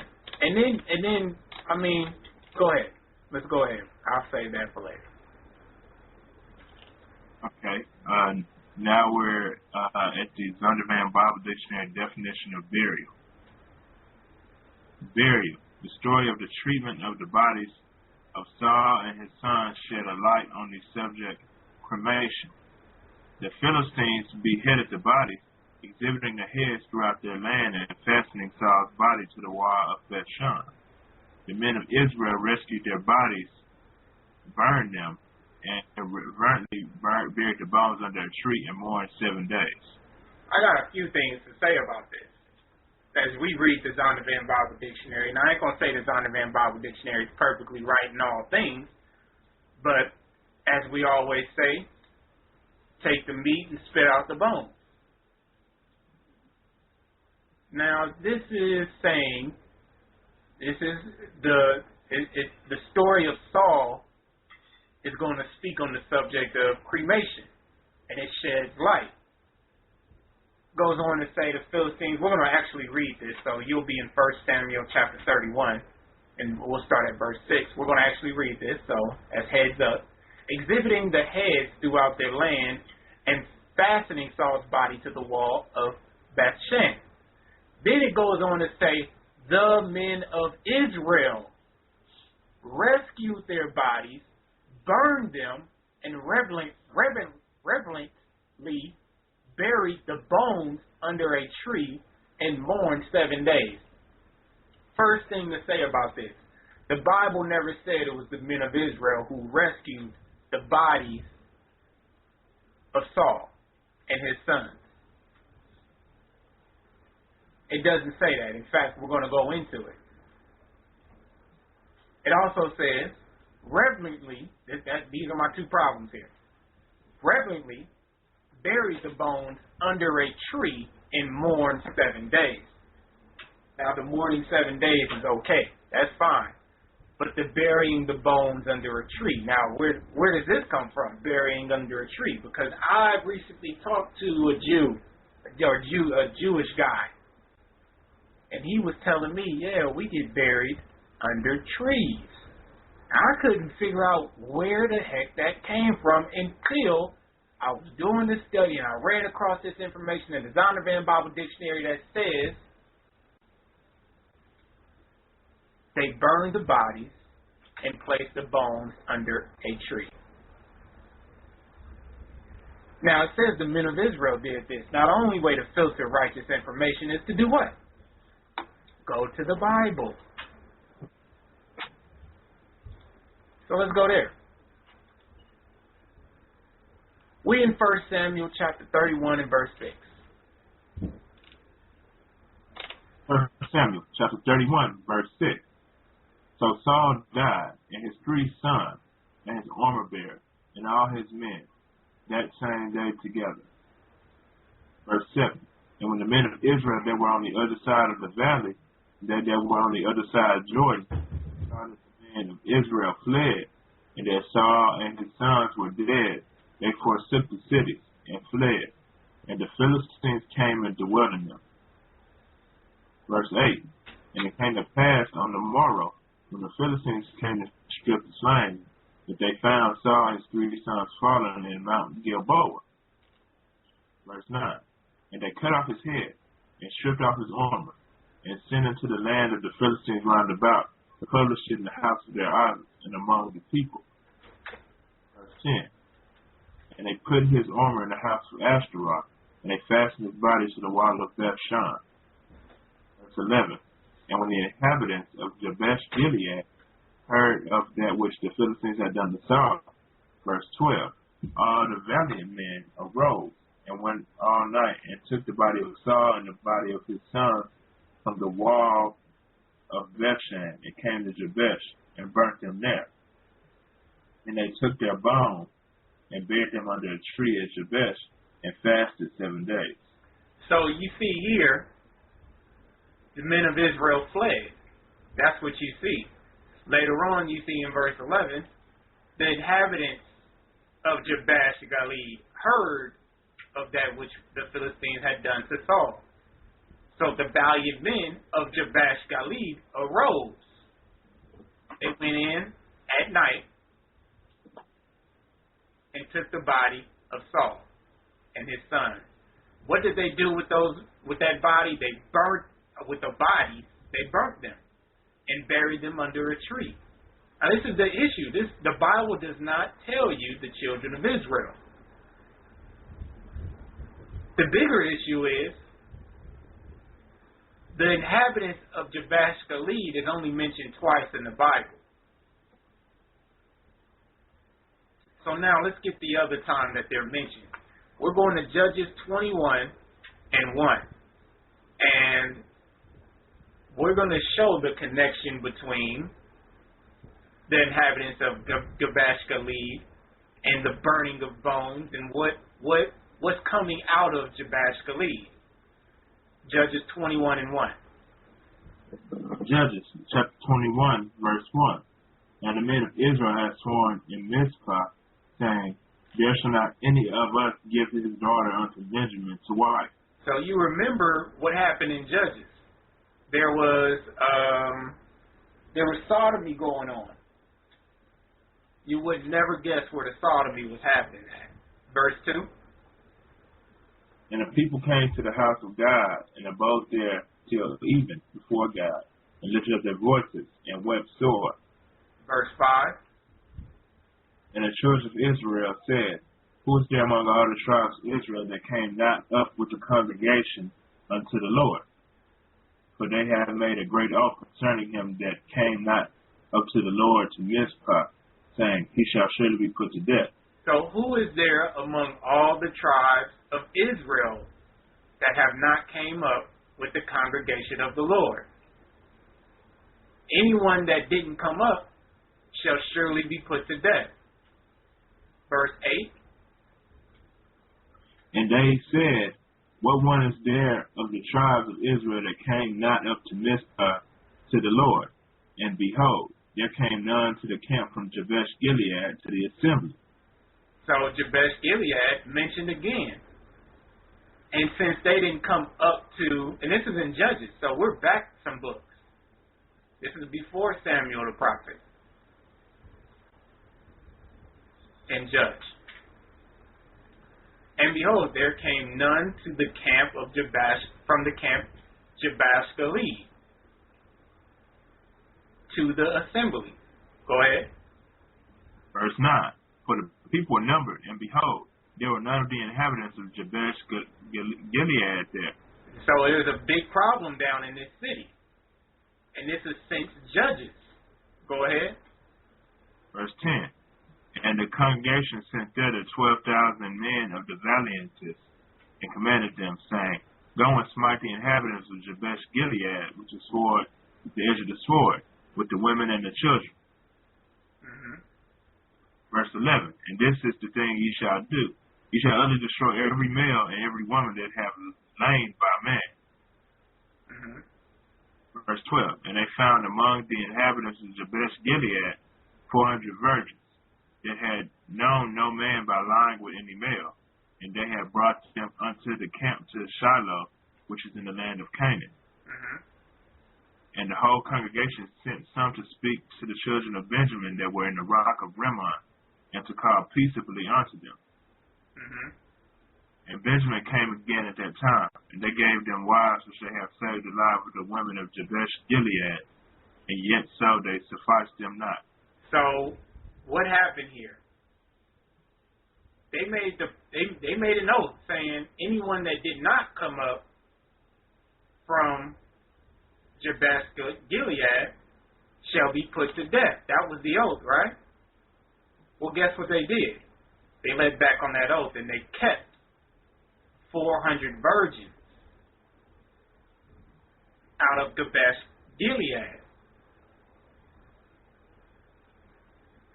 And then they gave the 400 virgins to Benjamin, the children of Benjamin who had suffered there was a breach in Israel where a lot of the Benjamites were put to death by the Most High.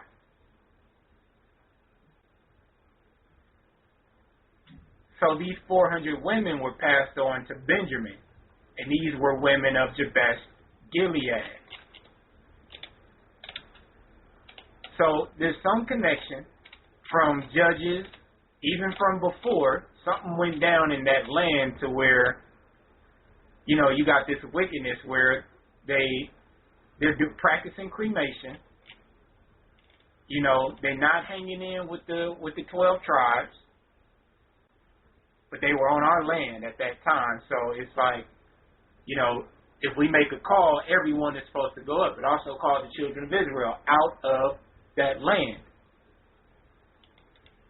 Now, either the Most High did not honor these people, or those that was documenting this information did not honor them as the children of Israel, or they just weren't the children of Israel at all. And as we go through some of these, even David himself, when he had his mighty men, his valiant men, he had who was surrounded by him? Men of Baal or Baali. He had wicked men in his crew. Maybe he wasn't sure of it, but they were definitely in there. At one time, they were going to kill him. But the Most High was with David, of course. So, you know, maybe some brothers and sisters want to do a little bit more research on this city, but something's coming out of there that shouldn't be, that is not of the Lord, you know. And it seems like the women of Jabesh Gilead carried on their practices into the Benjamin camp, and then you have this burial of Saul by cremation. We don't practice that. We don't practice cremation. You know, that's not our culture. Everything we do is thus saith the Lord, and that's what we're about to get now. We're about to get thus saith the Lord. We're about to get words of wisdom. We're about to get the law, which I think a lot of people have been waiting on. What does the law have to say about this?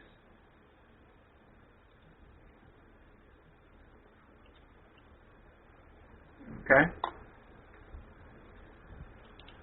So, let's go ahead and we're going to Numbers chapter 11.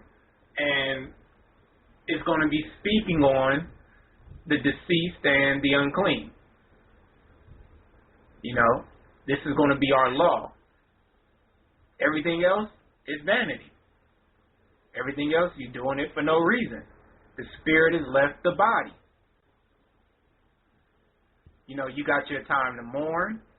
You got your time to, you know, gather yourself and your family members together.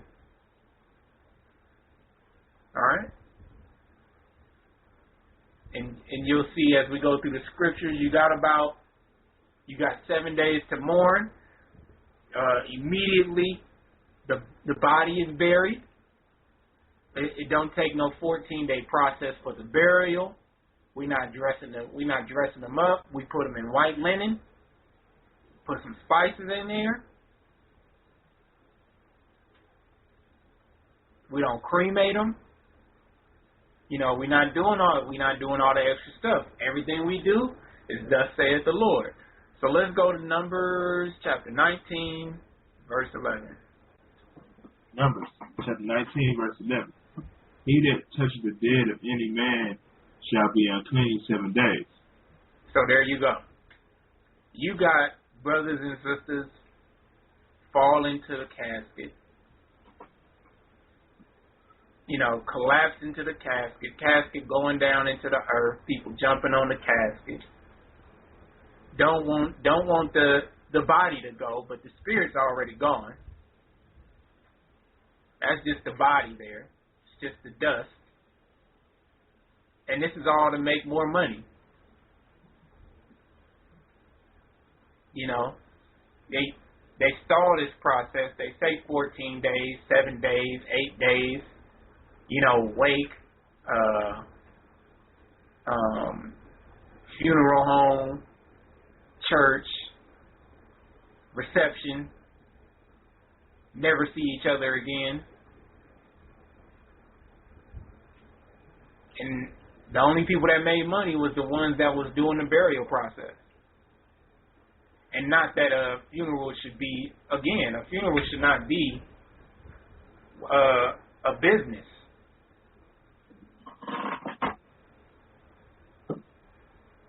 It's for the departed to be buried. So if you touch a dead body, you're unclean 7 days. Go ahead. Verse 12. He shall purify himself with it on the third day, and on the seventh day he shall be clean. But he purified not himself the third day, then the seventh day he shall not be clean. So if you don't purify yourself by the third day, then you'll be unclean, more than 7 days. You also have in here to if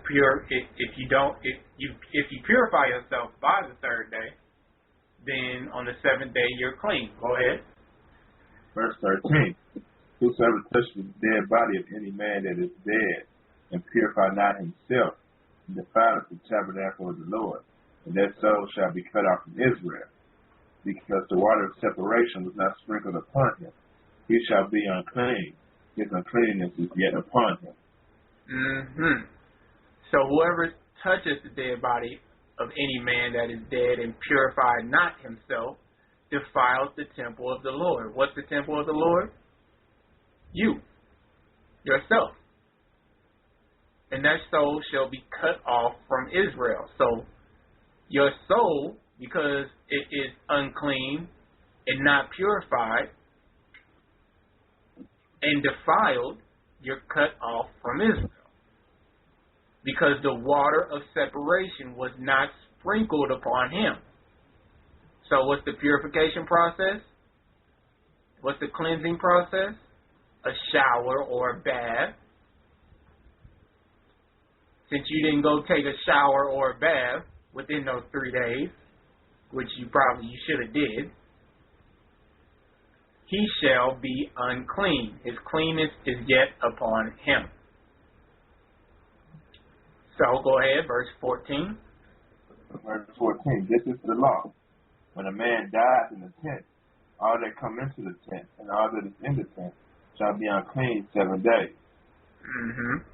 Every open vessel which have no covering bound upon it is unclean. There you go. So this is the law. So when a man dieth in a tent, all that come into the tent and all that is in the tent shall be unclean 7 days. So you calling your church the house of the Lord, you bring the deceased into the house of the Lord. Guess what you just did? You caused the whole area, it say all that come into the tent and all that is in the tent is unclean 7 days. Now, look at this. It's going to say every open vessel which hath no covering bound upon it is unclean. Go ahead. Verse 16. And whosoever touches one that is slain with a sword in the open field, or a dead body, or a bone of a man, or a grave, shall be unclean 7 days. So if you touch a bone of a man, you unclean. And you notice they walk, skull and bones, and they walk around with skulls. They just unclean. We can't even touch the bone without becoming unclean. It even says what? The grave. Whosoever toucheth one that is slain with a sword in the open fields, or toucheth a dead body, or a bone of a man, I'll look more into that, or a bone of a man, or a grave, shall be unclean 7 days. I want to define grave. So let me define grave. Numbers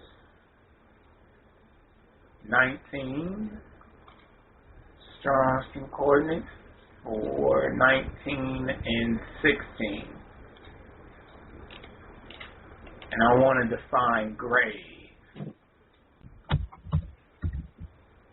Yeah. Sepulcher, burying place. So if you go over there and you touch that grave that you visit every Mother's Day or every Father's Day, you become unclean.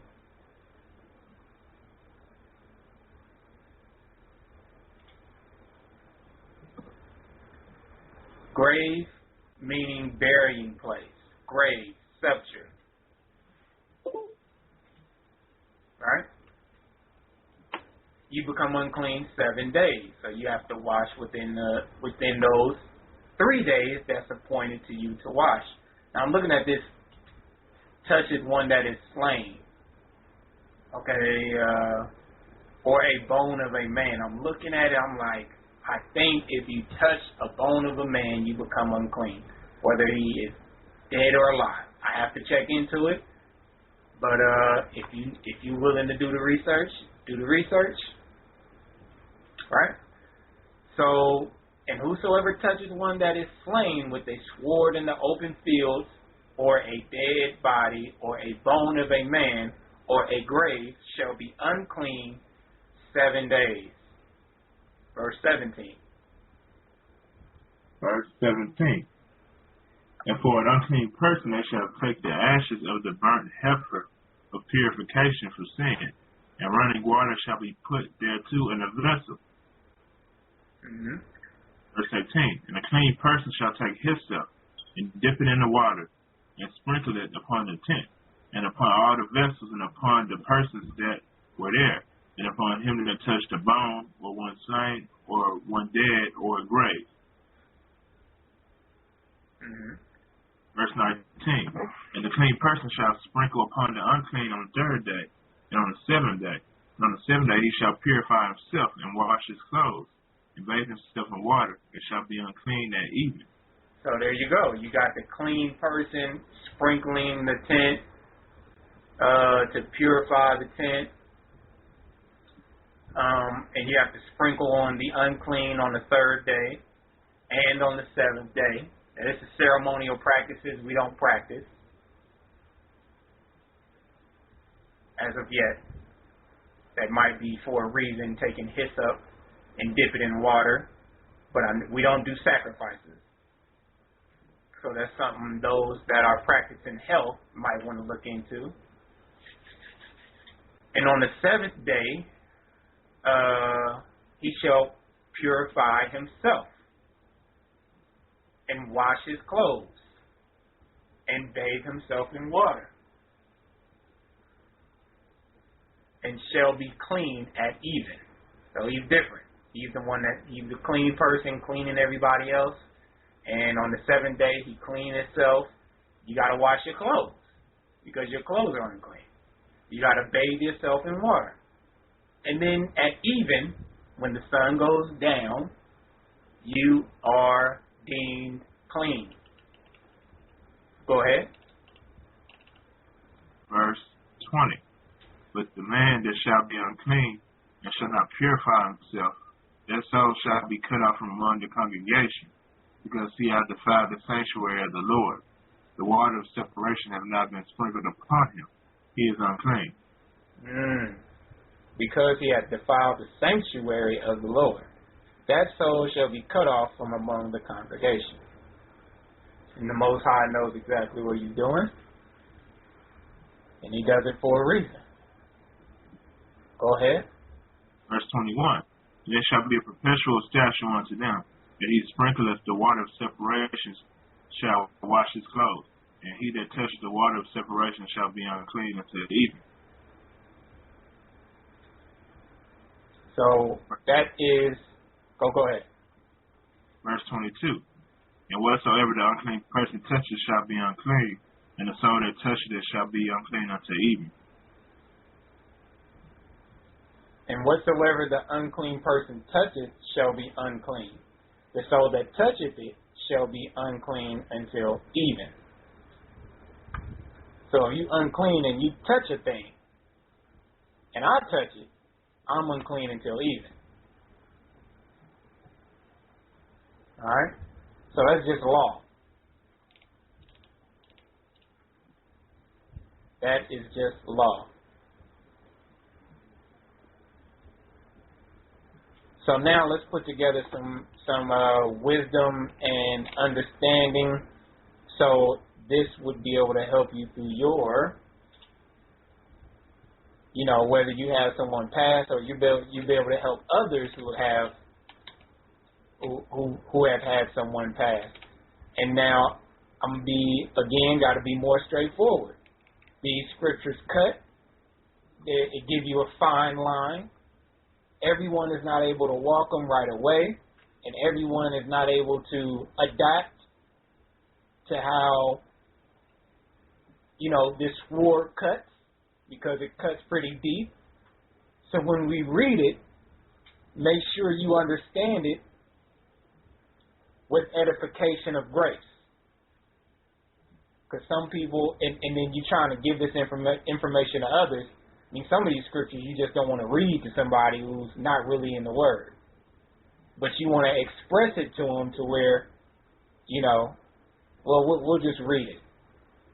We'll just read it and see what we get out of it. And then give an example on how to express this to someone who might have had a loss, or if you even had a loss. Go ahead.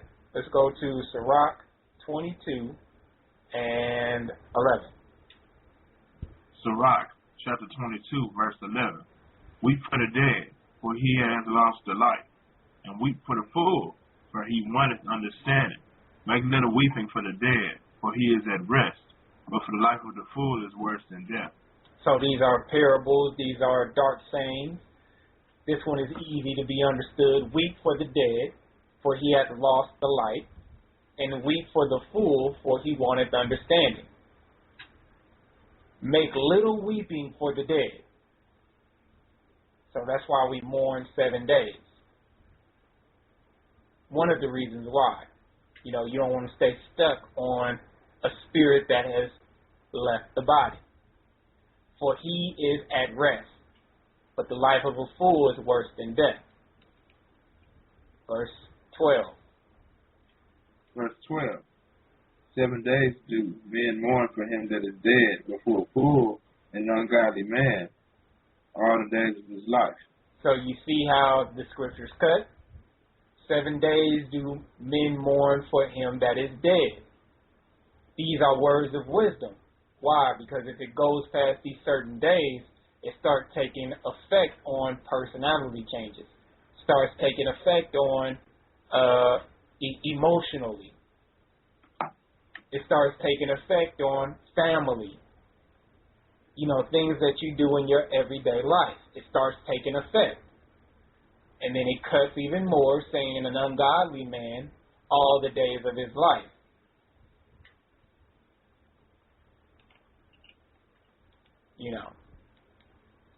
That's just plain and simple, and it cuts.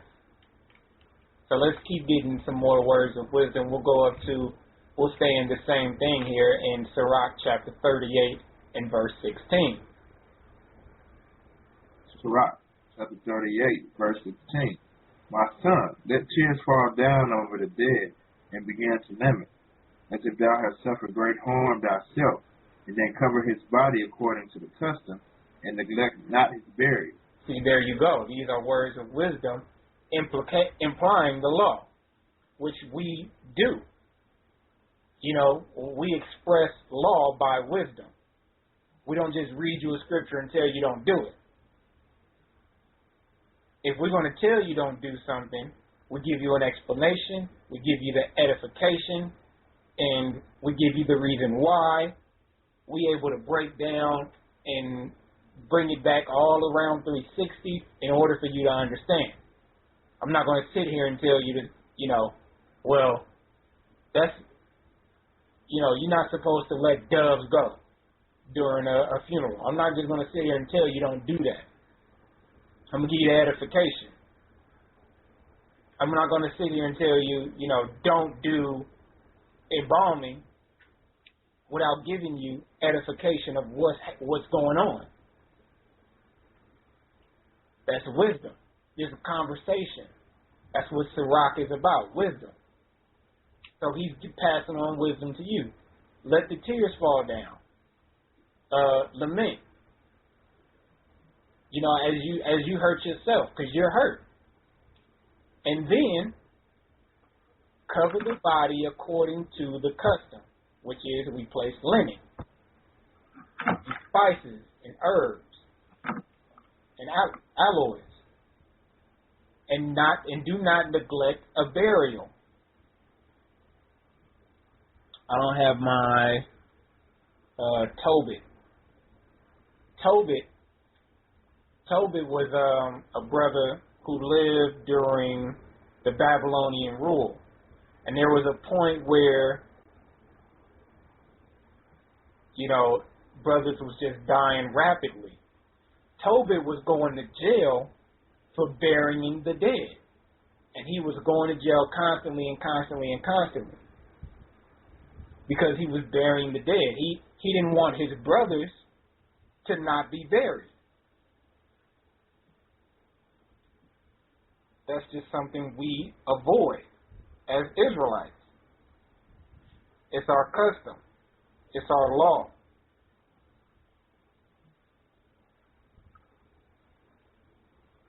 Follow after how Abraham did it. We looked at Christ. We looked at another brother who just passed. We follow after how they did it. We'll be fine. We'll be let loose of any other financial obligations. Neglect not his burial. Go ahead. Verse 18. Verse 17. Salakia. We bitterly and make great moan and use lamentation as he is worthy, and that for a day or two, lest thou be evil spoken of, and then comfort thyself for thy heaviness. Yeah, so weep bitterly and great moan. These are words of wisdom telling you, yes, weep bitterly, moan greatly, and lament,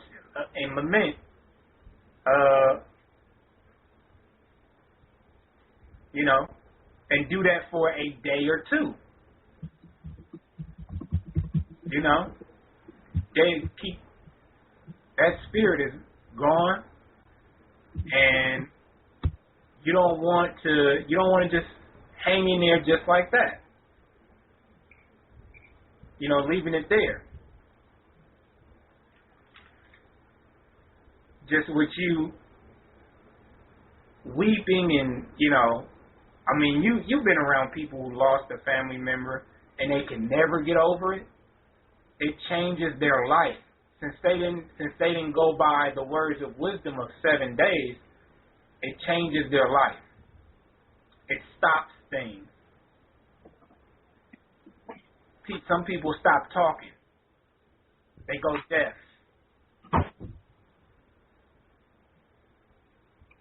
For the older couples, it is said that once one of the for a husband and wife, if a wife go, the husband go not too far after,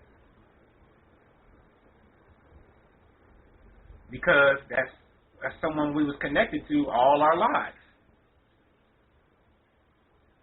That's something hard to get over. But you've probably been around someone who has yet to get over a loss. And, you know, I don't know the necessary steps to help them get over it. But what we'll read later on is we do have women, you're supposed to have women who comfort those who have a loss. Go ahead. Verse 18. For of heaviness cometh death, and the heaviness of the heart breaketh strength. Mm-hmm. And affliction also sorrow remaineth, and the life of the poor is the curse of the heart. Mm-hmm. Take no heaviness to heart, drive it away, and remember the last sin. So take no heaviness to the heart and drive it away. It's there, you hurting, but remember the last end. That person is at rest.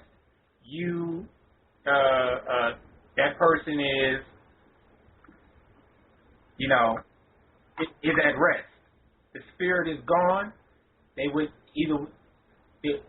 all in the same place, Hades, right? The holding place for souls until the day of judgment.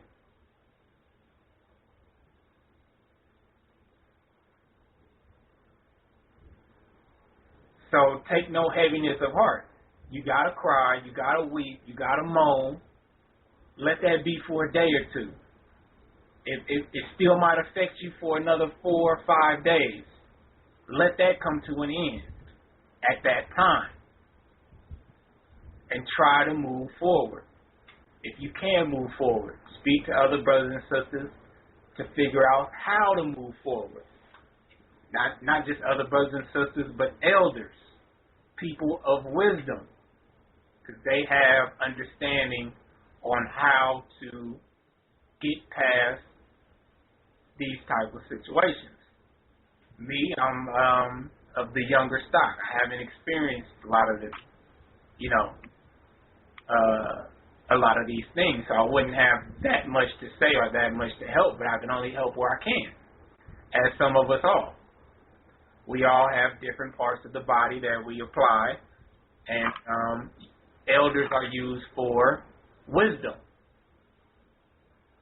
to help you through it, to help and then pass around these scriptures here. Go ahead. 21. Forget it not, for there is no turning again. Thou shalt not do him good, but hurt thyself. Verse 22. Remember my judgment, for thine also shall be so. Yesterday for me, and today for thee. See, you gotta realize. I mean, we all got that time. It's gonna come. That time will come for us all, right? Unless, coming to Christ. Unless we live until we see the coming of Christ, right? So this here just sharing with you that, that happened to that person. It's going to happen to you. It's going to happen to more. You make it through this. You make it through this instance. You can be able to share your wisdom with others. And your fruit will not be of wickedness, but of righteousness. Your fruit, you'll produce good fruit by trying to help individuals make it through these certain situations. Go ahead. Verse 23. When the dead is at rest, let his remembrance rest, and be comfort for him, when his spirit is departed from him. Yeah, so when the dead is at rest, let his remembrance rest, and be comforted for him. Man. Deacon Xavier, I got to speak on this, man, because in Babylon, man, they celebrate the dead more than the living. Every year they have, you listen to a local radio station, they got like a R.I.P. Michael Jackson mix, R.I.P. Whitney Houston mix. And I'm like, you going to let these people rest in peace because you keep on remembering they death more than their legacy. It's bad, man. It's like no spirits can rest. That's why, the Most High is getting ready to judge this person. These spirits are running rapid in Babylon. Yeah, it's the spirit. The spirits are at rest, but the people not resting. They're not letting things come to an end. So you got stuff that happened. Like, for example, what happened? Like you mentioned Michael Jackson. People can't get over Michael Jackson. It's still stuff going on within their family. They fighting over money and all that other stuff. They fighting over custody of the children. When that should have been done and over with. But that's Hebrews for you. I totally agree with you. They promote the dead, and even Issachar has a Day of the Dead. Should have brought that out. We'll bring that out next time. Yeah, I mean, all these holidays that just passed by, I've had a chance to put together a nice, smooth study for them. Forgot about the Day of the Dead. We'll get to it. We'll get to it. So you got here, these are words of wisdom. And will your pastor give you this? Will pastors pass around this information? Highly doubt it. They're looking for the next dollar to make. They at the funeral trying to make the money. That's why you got the pastor, assistant pastor, the hype man, the deacon, and the deaconess. They all got to do a preaching ceremony. During the ceremony, they all got to do a sermon to entertain. That's the whole point. Stall out the burial, we entertain until then. And with entertaining comes financial support. I'm doing you a service, so you got to pay me. And these people act a fool on that pulpit. Some of these special words that they come out with, terms that they come out with is like, what's one of their terms that they say while they on the, it's a homecoming. He's gone home. He's going to Sheol. That's not home. The center of the earth is not home. They also got another one. He's in heaven now. All souls go to Sheol, the holding place for all souls, or Hades. And within Hades, there is a great gulf fixed. Well, now I'm going off the topic of funerals. But all to say, listen to these pastors and educate those. If you go to a funeral, you want to educate those that are at the funeral. Look, the pastor said this because of this. You see how everybody jumping up and down? Everybody's supposed to be mourning. This is a time of mourning. People are supposed to be crying 2 days, weeping and mourning for 2 days. If anything, they mourn just a little bit more, but their body should have been laid to rest 3 or 4 hours after he was deceased, declared deceased.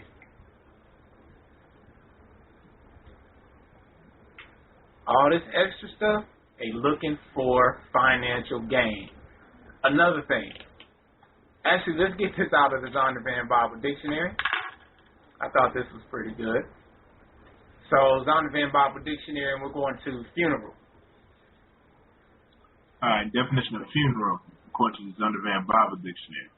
In Palestine, as a general thing, there was no embalming of the body, and the body was buried a few hours after death, sometimes in a tomb, but more in a cave. Coffins were unknown. The body was washed and often anointed with aromatic spices. The procession of mourners, made up of relatives and friends of the deceased, were led by professional mourning women whose shrieks and lamentations pierced the air. It was an insult to a man's reputation to be refused proper burial. Okay, so it's a few things said in here. In Palestine, that is to say, Canaan, there was no embalmment. They were buried a few hours after death. It didn't take that long. They didn't have to take out no ribs. They didn't have to take out no liver, lungs, and they had to take all that out and sew them back up.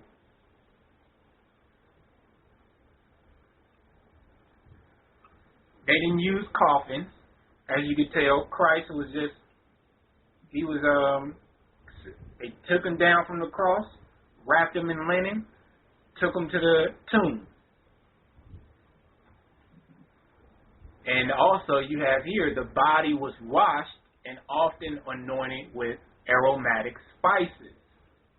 The precision of mourners, made up of relatives and friends of the deceased, were led by professional mourning women whose shrieks and lamentations pierced the air.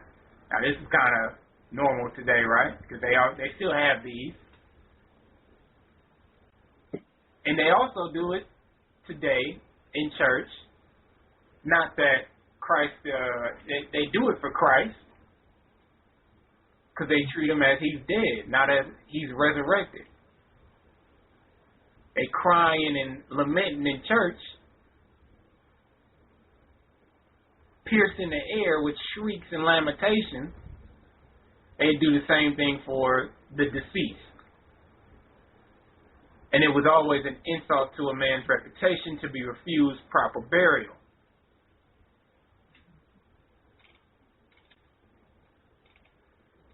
All right, so that's why you had the brother Tobit.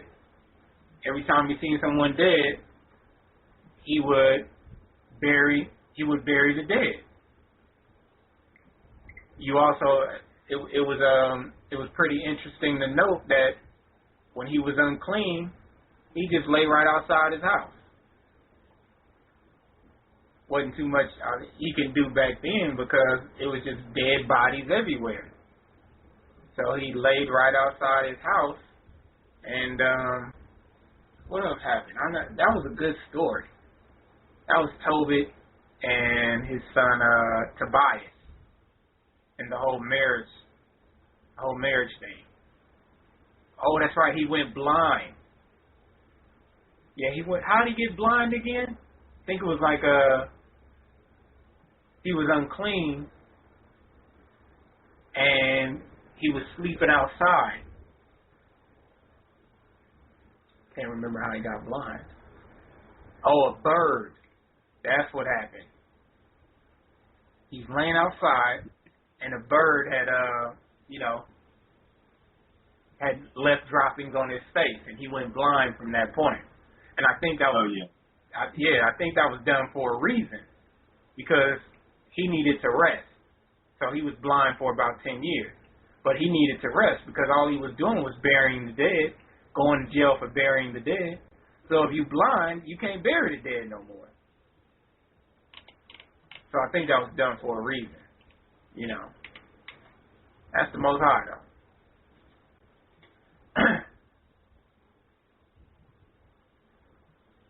So you would insult a man's reputation by refusing proper burial.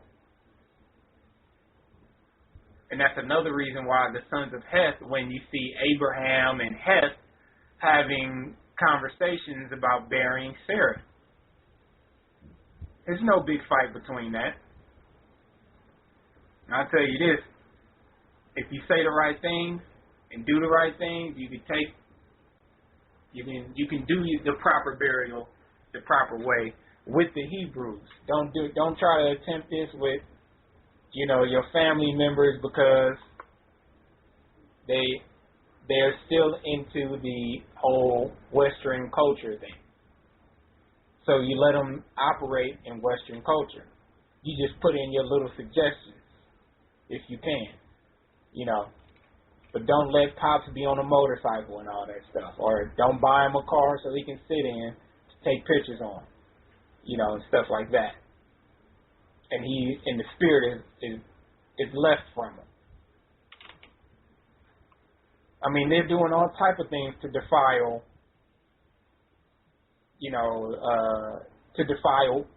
to bring uncleanness onto this land. One of the things is they're doing burials on the Sabbath, or having funeral service on the Sabbath. Now,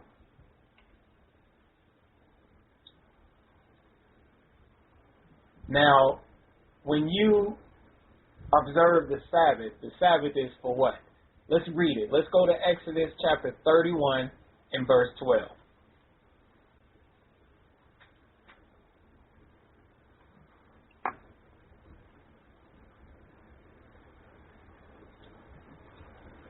Exodus chapter 31, verse 12. And the Lord spake unto Moses, saying, Speak thou also unto the children of Israel, saying, Verily my Sabbath ye shall keep, for it is a sign between me and you throughout your generations, that ye may know that I am the Lord that sanctify you. So one of the spirits that the children of Israel have is that we're walking around here calling ourselves Gentiles. So we don't have to keep the Sabbath. Now it's being brought to our attention we are the children of Israel, and we must keep the Sabbath. It's a big change. So within this change, we need to do what? Keep the Sabbath holy. That's what he's going to say right here. Go ahead, verse 14. Verse 14. Ye shall keep the Sabbath therefore, for it is holy unto you. Everyone that defileth it shall surely be put to death. For whosoever doeth any work therein, that soul shall be cut off from among his people. So if you defiling yourself on the Sabbath, and we read in the law, you defile yourself when you're defiling yourself if you don't attempt to cleanse yourself. You shall surely be put to death. If you're unclean, you can't come into when we had the temple, you couldn't come into the temple, or you defile it, and you're already defiled, so you would be put to death. You had a few instances of that happening with. It would happen with priests. They were unclean, and they walk into that temple, and the only way they would make it out is being dragged out, because the Most High would put them to death on the spot. So, let you know, you shouldn't do any work therein. So no digging holes, or digging into the cliff to bury. All right, go ahead. Verse 16. Wherefore the children of Israel shall keep the Sabbath, to observe the Sabbath throughout their generations, for a perpetual covenant. Verse 17. It is a sign between me and the children of Israel forever. For in 6 days the Lord made heaven and earth, and on the 7th day he rested and was refreshed. And was refreshed. So it's a day of refreshment. It's a day of resting. It's a day to be refreshed. You worked 6 or 5 days a week. This is the day that you refresh. And you see in Leviticus 20, either 20 or 23, yes, 23, Leviticus 23, where you would have the holy convocation. You can define Sabbath actually, let's define it.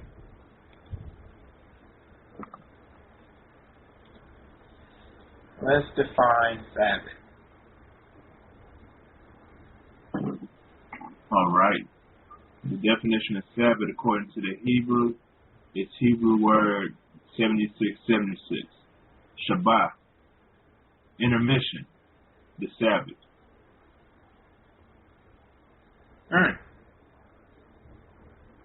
All right. So intermission. That means the time between the 6th day and the 1st day.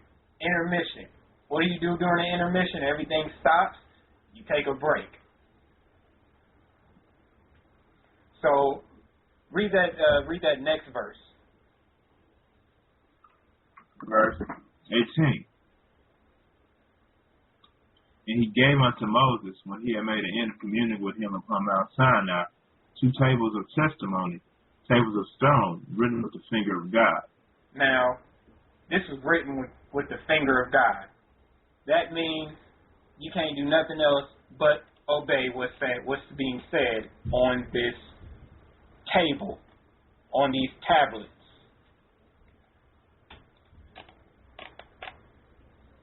All right? 2 tables of testimony tables of stone.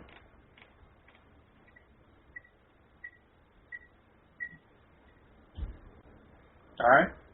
So we got about 5 more minutes. So make sure you call in if you're listening in. I got 2 more scriptures, 2 more scriptures, and then we'll close it out. We do got some callers. Who we got in here? Brother Jason out of Bakersfield, sister. Oh, that's a hard name.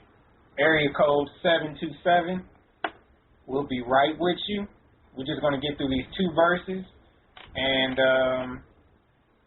we'll come right to you. So let's go to Luke 23, and this is just to clarify funerals on the Sabbath. Luke 23 and 52.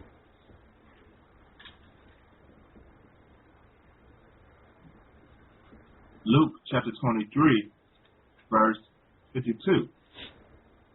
This man went unto Pilate and begged the body of Yeshua, and he took it down and wrapped it in linen and laid it in a scepter that was hewn in stone, wherein never man before was laid. Verse 54. And that day was the preparation, and the Sabbath drew on. You see what we call the 6th day.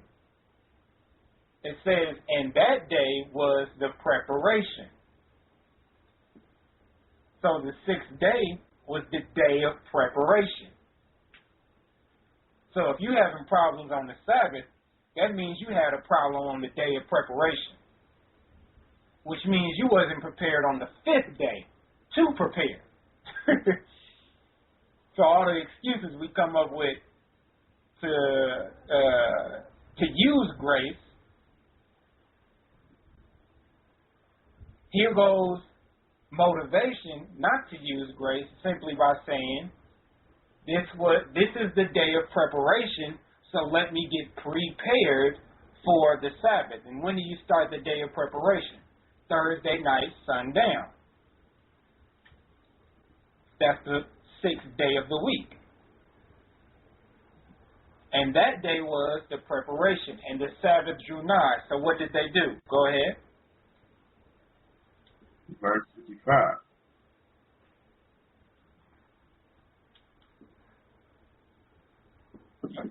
And the women also, which came with him from Galilee, followed after, and beheld the scapular, and how his body was laid. Verse 56. And they returned, and prepared spices and ointments, and rested the Sabbath day according to the commandment. So they did the spices and ointments, but what happened? The Sabbath came in. This is even after his death. The Sabbath came in, so funeral put on hold. You know, the wrapping and linen put on hold. All that stuff got put on hold. So you can't come and say, well, you can't say, Christ wasn't even put on, Christ wasn't even an exception. When the Sabbath came, everybody stopped. We know Christ passed away, and, the funeral, it didn't continue. It was just, hey, all right, Christ passed away, we got to keep the Sabbath, according to the commandment. Our Lord and Savior wasn't even an exception for a funeral on the Sabbath.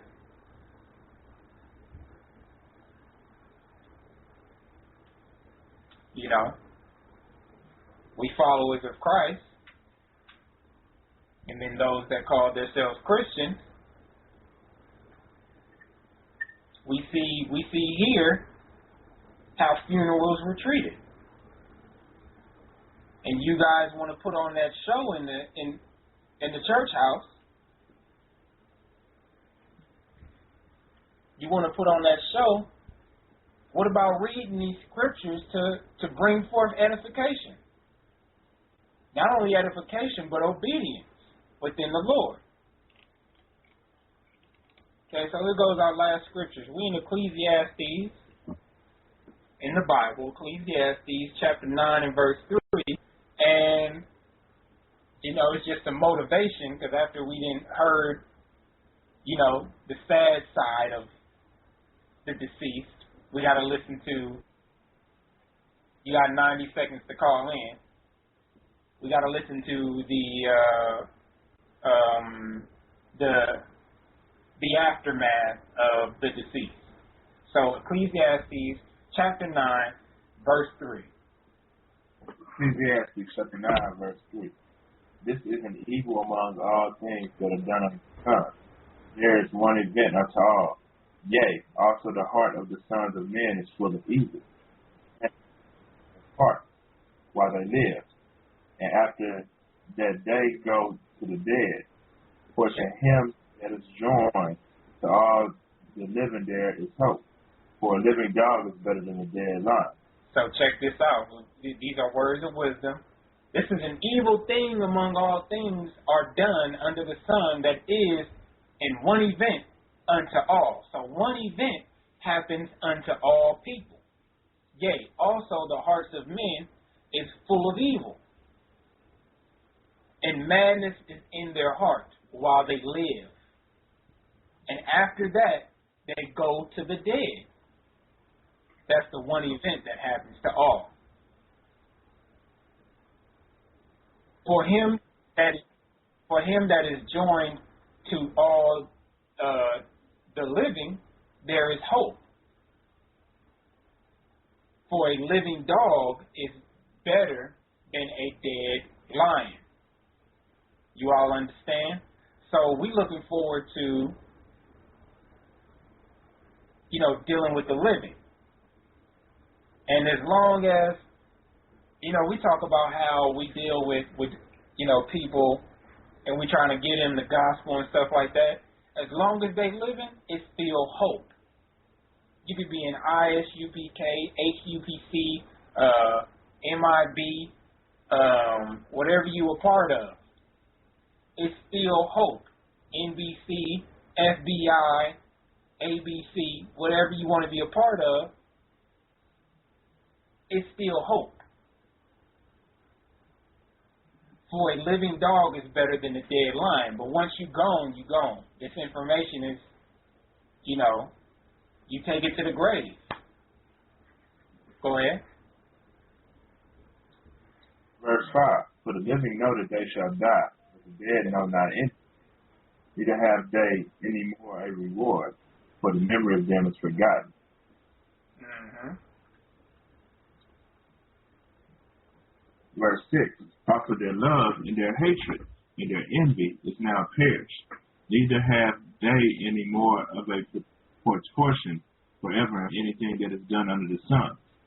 Yep, so here you go. For the living know that they shall die, but the dead know nothing at all. They're gone. Neither have they any more a reward, for the memory of them is forgotten. It's only a few people that's been remembered since the beginning of the earth, and that's pretty much the people that's been written of in these scriptures. Very few people out of all the millions and millions of people that's spoken of in the earth, or that lived on this earth, the people of the Bible trump.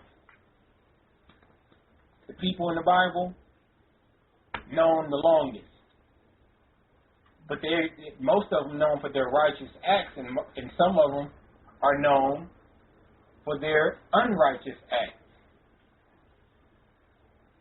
But the stories here are just to show you the way to righteousness.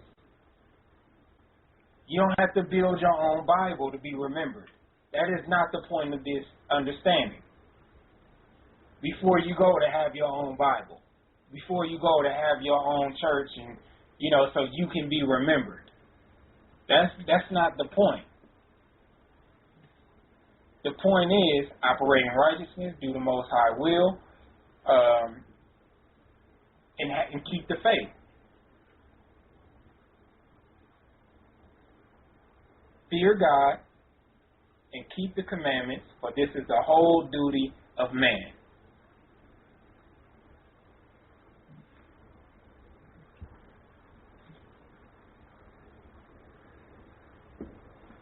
So the time that you go, you forgot. Their love, their hatred, their envy is now perished. Neither have they any more a portion forever in anything that is done under the sun. So when they resurrected, once the resurrection is on, you only got one light in the universe. So everything that's happening after that, they don't have a portion of that. Right now, they don't have a portion of what's going on right now. Because once Christ comes back, things are going to be renewed. Go ahead. Verse 7. Go thy way, eat thy bread with joy, and drink thy wine with a merry heart, for God now accepteth thy works. Mm-hmm. 8. Let thy garments be always white, and let thy head lack no ointment. There you go.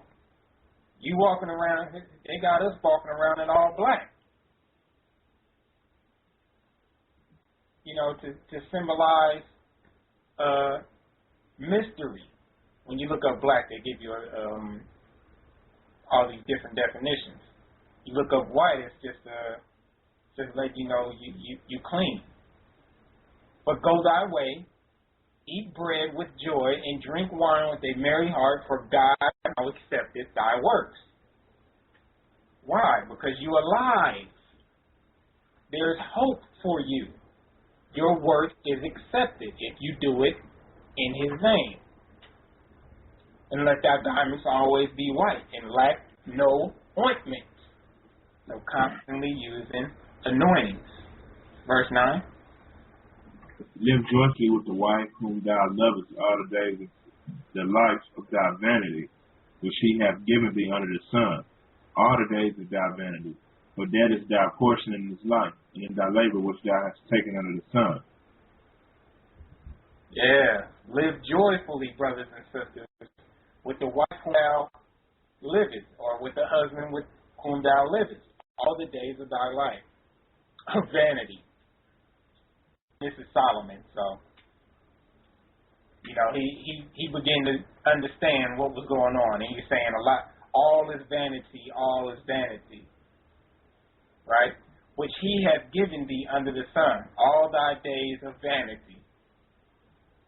For that is thy portion in this life, and in thy labor which thou takest under the sun. So live joyfully. Go ahead. Verse 10. Whatsoever thy hand findeth to do, do it with might, for there is no work, nor device, nor knowledge, nor wisdom in the grave, whither thou goest. So while you're living, brothers and sisters, don't be halfway in and halfway out on nothing. Do it, and do it with thy might. For there is no work, nor device, nor knowledge, nor wisdom in the grave, whither thou goest. Eventually you make it there. Eventually we make it there. So you want to do all that you can while you on earth, living, and not waiting, but living the life that we're supposed to be living. Not waiting to live the life, living the life that we are supposed to be living. Okay? So that's the study on understanding funerals. You know, just to sum it back up, the things in the Western world today are placed on us due to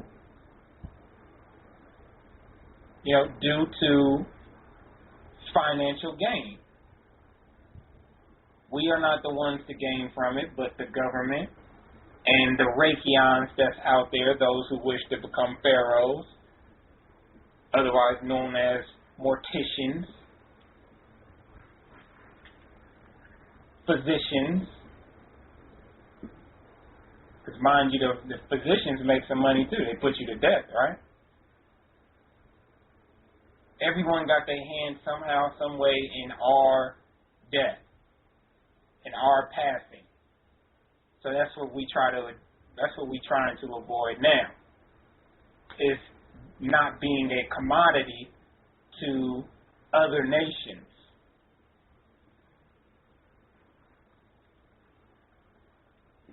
And that's what they turned these funeral homes into, these cemeteries into, to make you a commodity. So we don't practice certain things that's done in this society. So we went over a bunch of scriptures. I mean, you know, you could add it all up to the fact that we do have our own practices. And our practice is, once you pass, a few hours later you buried, and we weep and we mourn 2 or 3 days.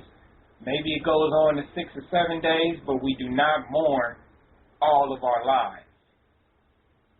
Eventually, we have to let it go.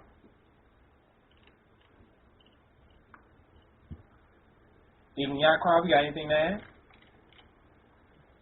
Sir, awesome studies. Very awesome studies. A lot of edification. Definitely. Praise the Father. Praise the Father. So what we'll do is we'll get Jason and then area code 727. Shalom. Hello, hey, how you doing? Shalom. Oh, long time no see. Man, I just want to say this is a great show, great lesson, you know, and I just wanted to bring out, I don't know if you remember, but I called you, like, it was almost a year ago from today about, you know, when my grandmother passed and all that stuff. Remember that? It was like, you were doing the show and I just called in. And I just want to say, you know, it was the same thing when I went to the funeral, you know, the day before. They had the whole thing where they had her all dressed up in lipstick and dressed all nice, you know, and you know, for like a show, like what do you call it, like a showing or whatever? Yeah, the viewing. Mm-hmm. Yeah, and I remember I was just so like frustrated at that because I was just like, you know, just like bury the body and just like get it over with, you know. Yeah. You know, it hurted and everything, but that was the part that really frustrated me, and I just want to, you know, I can relate to this lesson that you taught tonight. Definitely, because you know, they all it is just them trying to put more and more money into their pocket. You know what I'm saying? And it's advertisements, it's contracts that's written behind doors that we don't see, and it's going on constantly. And all we have to do is put that to an end. You know, stop taking my money. The easiest way for me to do this is to just go out here with nobody being bothered and do the burial. You know, and I can totally feel what you're saying, because I don't want none of that happening to my family. You know. Yeah. Because I remember, like after that, I remember, you know, moms take it the worst. You know, I was hurt, but I just really wanted to comfort my mom because, you know, that was her mom. And I remember she said something that, you know, I didn't agree with. You know, she was like this because my sister had just recently had a baby, like prior to that, or whatever, and then she was like, the spirit of her mom is in the baby. And then my brother was just like, no, we just can't let you say that. That's not true. That her spirit's traveling to where it's going, and you know, that's not true at all. Oh yeah, I remember you telling me that. Yeah. Yeah. But yeah, go ahead. No, I remember you telling me that, and then, you know, and that's why we come in to be that comfort, you know, to be that reminder of truth.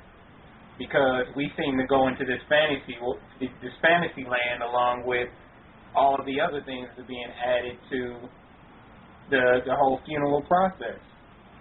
So exactly. then you have these imaginations that begin to come up.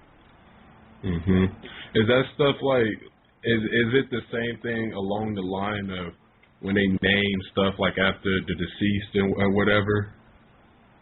Like, they name sports arenas after somebody who died and make statues of them and stuff? Yeah, they're trying to do memorials and stuff like that, yeah. And you could tell from our culture we didn't do that because, you know, for us, we let the dead go. Mhm. Let the dead, they dead. Their spirit has left the body. But with them, they preserving the body for 4,000 years because they believe. I think I read like some document where it was saying they believe that the dead, actually it was on the Van Bible Dictionary, that the dead would pass away, they go into Hades, and they didn't want them to look old. Mhm. Or they didn't want them to to be without a weapon. So they throw a weapon, they put in a weapon with them. Swords and daggers.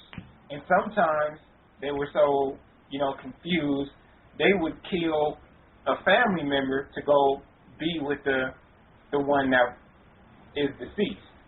Wow. Yeah, man, that's how it is in this country. They got people all confused on that stuff. Like the brother was saying earlier, how they always, keep bringing up the whole Michael Jackson stuff, and how people would say, like if somebody, like when these athletes do something great or what they call great, they'll say, the spirit of my recently passed mom or whatever was watching over me and helped me to this victory or whatever. It's just so evil and wicked how they, praise, give reverence to the dead other than the Most High. Yeah, it's definitely crazy. Because he say he's not the God of the dead, but the God of the living, right? Exactly. So we up here got the dead dressed up. We doing 110% for the dead, for the deceased, and that person is really not even there. It's not really honorable. That's what it was saying. Like you're talking about vanity. All is vanity. Why are we going to add to something that's vanity? Why are we going to add to more vanity? And you go into these funeral homes and funeral ceremonies, and it's all like, why we got to do all this? Mhm. That's all. I was telling my go ahead. No, go ahead. I was telling my aunt that stuff because she was like the oldest child, and she was like pretty much in charge of that stuff, with the funeral and all that. And I was just telling her, this wasn't really much I could like do because she's not in the truth, people don't listen. And I was just telling why can't we just like have her buried and just do the funeral and just get it over with? Why do we have to go through all this viewing? Well, I didn't show up to the viewing. I just went to the funeral the next day. Why do we have to go through getting her all dressed up and stuff? And like she's gone. Like I love her just like you guys, just like everybody else did, but she's gone, and there's nothing we can do about that. But yeah, man. Well, hopefully we all become the community that we're supposed to be, and dedicate ourselves to not being abused by these other nations and abused by money-making schemes as Raytheon was doing and has created, because this is his fruit. Yep. So, hopefully we'll be able to get past that. Yeah. That's all I had to say. I'll let the next caller come in. You have a blessed night, brother. Thanks for the show, and stay safe and continue to keep me in the prayers, and I'll do the same for you and everyone else out there. All praises to the Most High. It was a blessing hearing your voice tonight, and thank you for showing your support. Shalom. Shalom. You got anything to add to that, Deacon Yaiqawab? No, sir. All right. Okay, so let's go to the next call here. I don't know how to say this name. Area code 727, I think it's, can you say your name for me? Sancia? Sancia. Yeah, S-A-N-C-I-A, Sancia. Oh, A-N. There we go. Okay, it would have been hard with an O. Okay, how you doing, sister? I'm doing good. Feeling a little sick. I'm pregnant. Oh, okay. Praise the Father. Well, hope you get better. I hope so, too. I had a couple questions. I actually had one, but then as I was sitting here, a few more came to mind.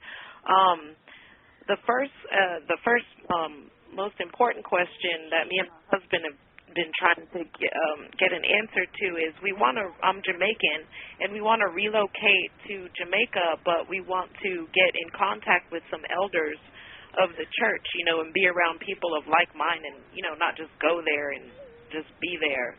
Yeah, I haven't been there for a while, so and also to get in contact with someone in the area that we live in, if that is at all possible. We're in the Clearwater area. Oh, okay, I got you. Give me a second while I get you your information. And there is a brother that goes to Jamaica, and I think he might have contacts in Jamaica. And then where's Clearwater at? Where's Clearwater?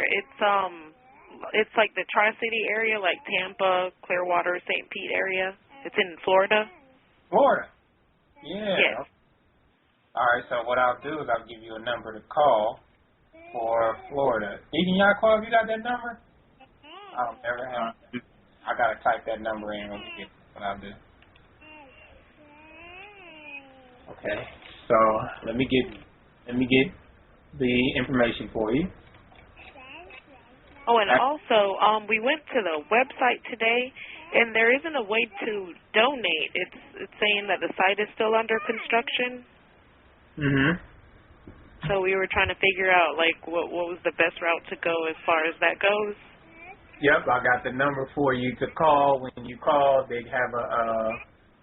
they'll provide that for you. Okay, and also, when is the next academy starting? Good question. I'm not sure. Okay. June 16th. June 16th? Yes, ma'am. June 16th. Awesome. Okay, so let me get this is your phone number? I have it already, right? I'll give you my cell phone number. It's 727. Oh, wait. Oh, okay. Sorry. It's on air, so.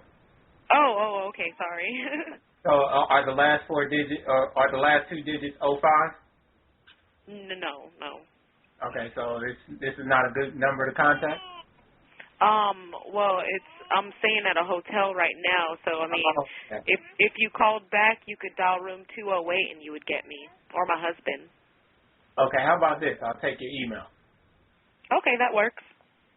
All right, what's your email? It's Sancia Brown, SANCIA, Brown, like the color, @rocketmail.com.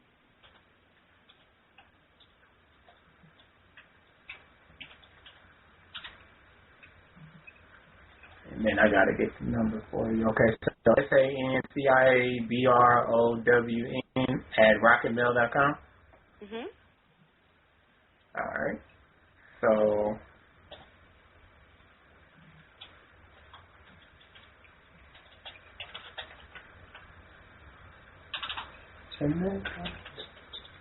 Jamaica.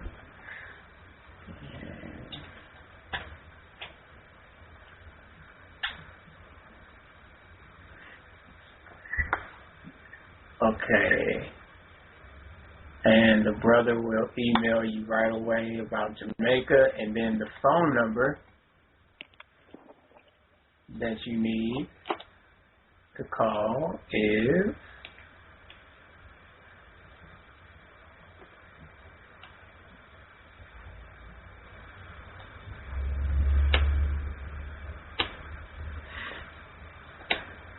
oh man, let me think.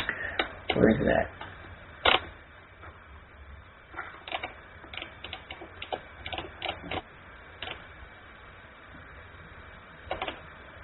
Okay, give me a And the information that you're going to give me, will I be able to find something out about baptism? And also, should I baptize my 2-year-old daughter, or is there an age I should wait for to get her baptized, or how does that work? Yeah, she has to be about, it has to be past her flowers, and that should be like around above 12. Okay, okay. Yeah, because she has to have knowledge of what she is doing. into. Okay, that makes sense. It's just when she was like how old was she? I don't know, maybe 4 months old. We were just trying to find out the truth and whatnot, and we were led to quote unquote Jewish church, and we had her dedicated to God, so to speak. So I mean, should I be worried about that at all? Because they did a ceremony and everything. Nope. Once you going on the path to find the truth, and the protection is the fact that you found the truth. True. So that is your protection. Okay. And awesome. that will be your protection as long as you stay calling on the Most High, Yahweh Shemashaya, and that will definitely be your. Okay. You know what? I can't find a number for the life of me, but you can try this number. Okay. 215-253-4448. That's Brother Rakal's number, right? Yeah. Okay. And then you have also email, gathering@AOL.com. Okay, yeah, I got that. I sent emails to that email address. Okay. And when you get on YouTube, there's a certain YouTube site that does have the number, and it's Okay. a 800 number. Okay. I just can't find it right now. Oh, okay. I don't know why. But it's somewhere in my subscriptions. There we go. Okay. Okay. Yay. Because I know that other number you probably dialed already. Yeah. But okay, here we go. 888. And I'll save this for myself. 888-334-3330. And that's 888-334-3330.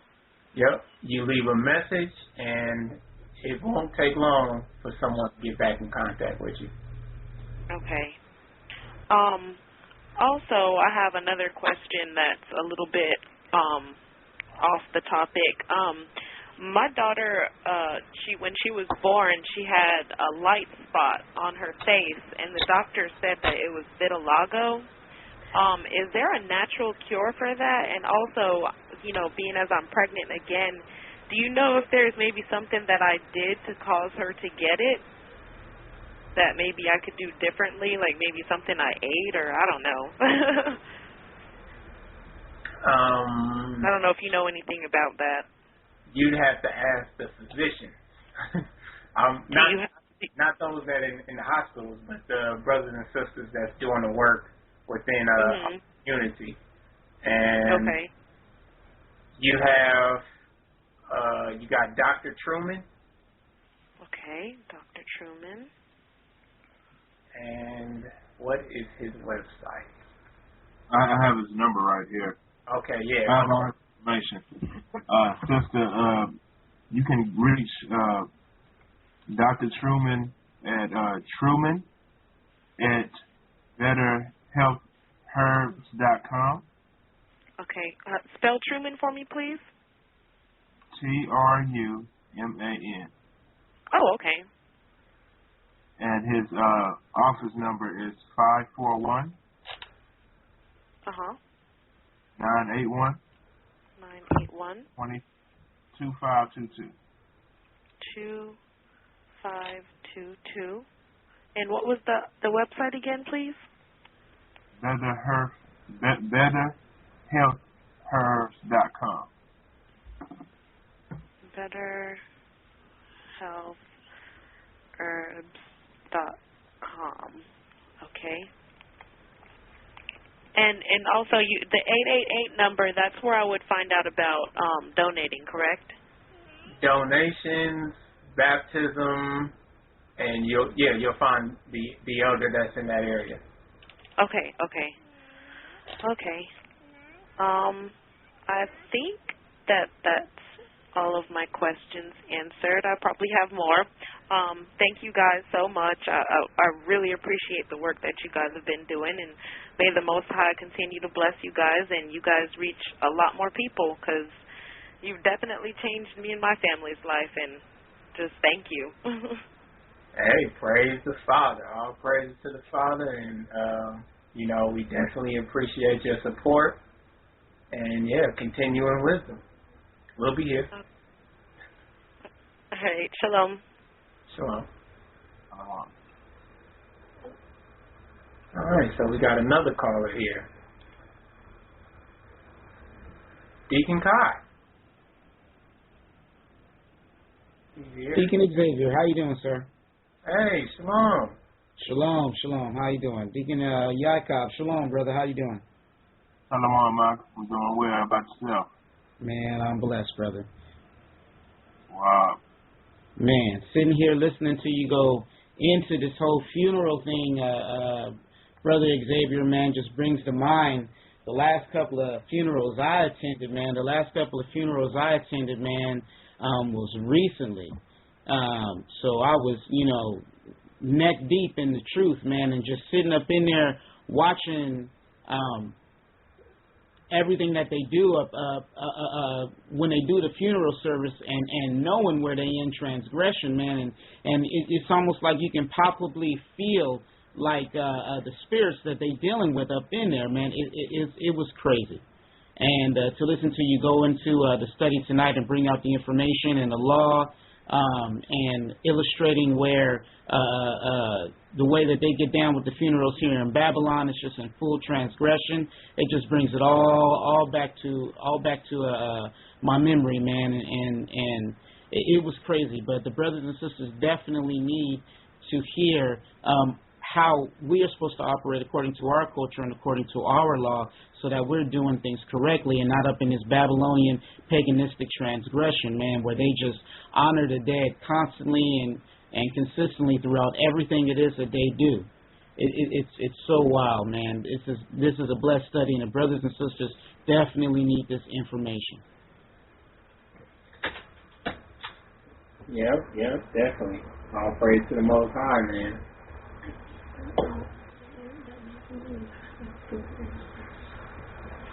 Yeah, it was definitely a lot of information, man. We didn't get to go over everything. We did have some. Deacon Yaiqawab ran across some information, but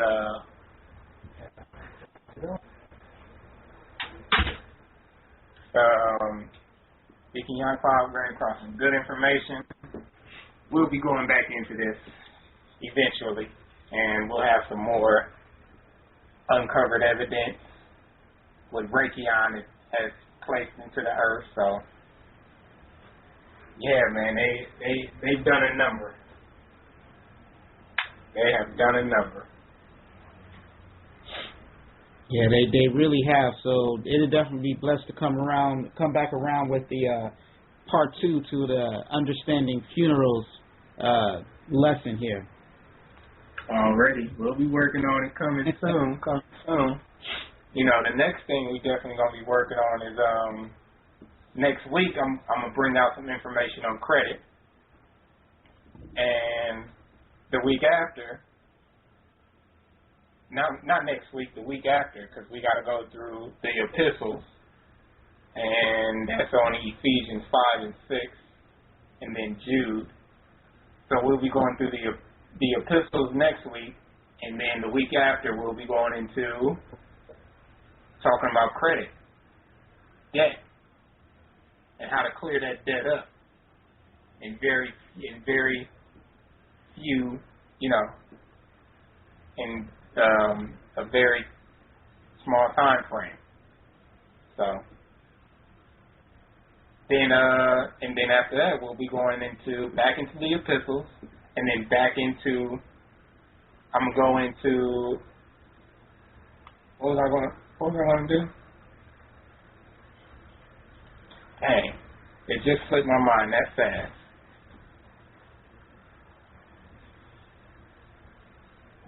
Slipped my mind that fast. We'll have some good studies coming up. We'll have some good studies coming up. But that's all. That's all we got. All praise to the Most High for the study tonight. Anything else y'all want to add, throw in there and conversate about? Because we got some time.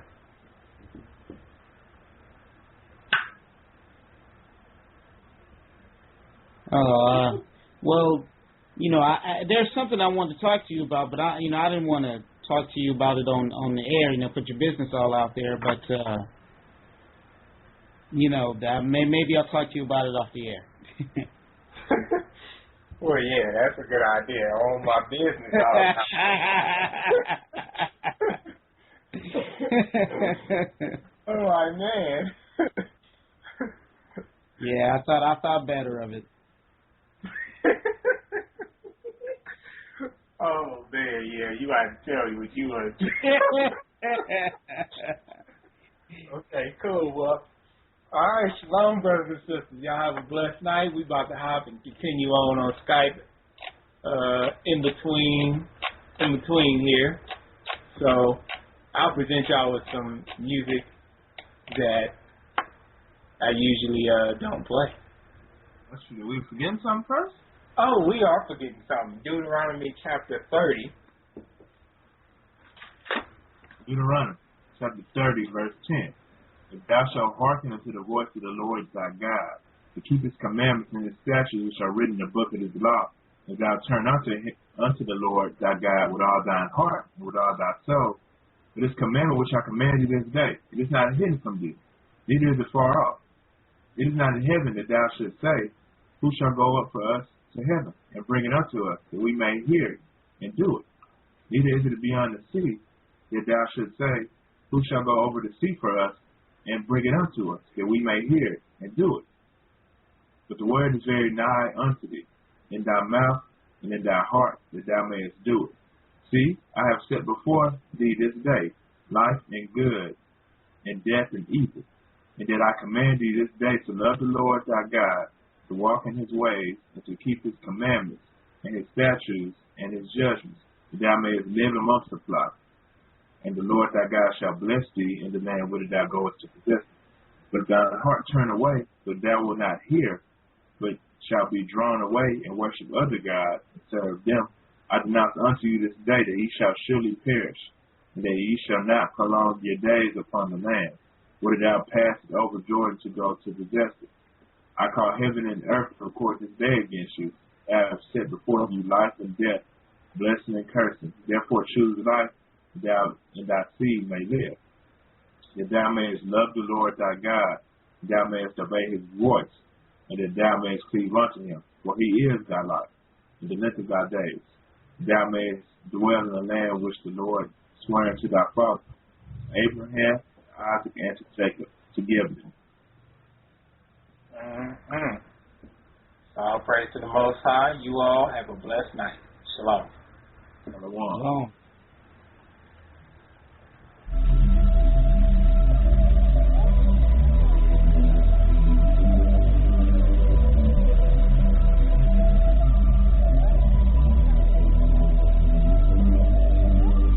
We in debt with the Most High, but we ready to pay that. These nations want to see us dead, but we ain't ready to lay yet.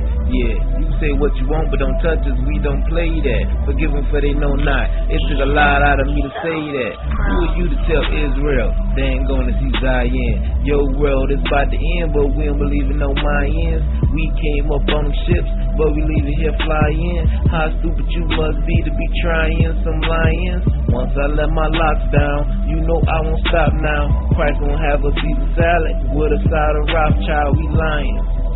So they put us in a real cage, but if you in our den, all they gon' find is your rib cage. We headed to the top, but we skip in the middle, and we keeping the peace until Yeshua give us that signal. This world is our jungle, and you just a little birdie. But if you think we scared, then you probably need to read Proverbs 30 and 30.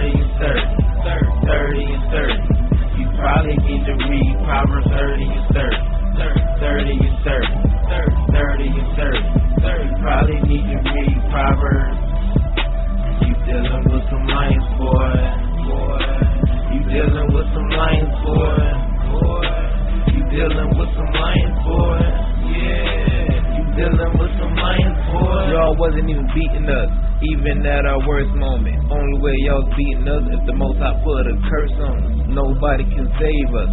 Every corner got a church on it. When the second coming here, it's gonna be a little different from the first, homie. War is on that man's mind. Slaying is his mission. Might not always pay my bills, but I always pay attention. In that book of life, I'm trying to get my name mentioned. You might look like a lion, but you live like a chicken.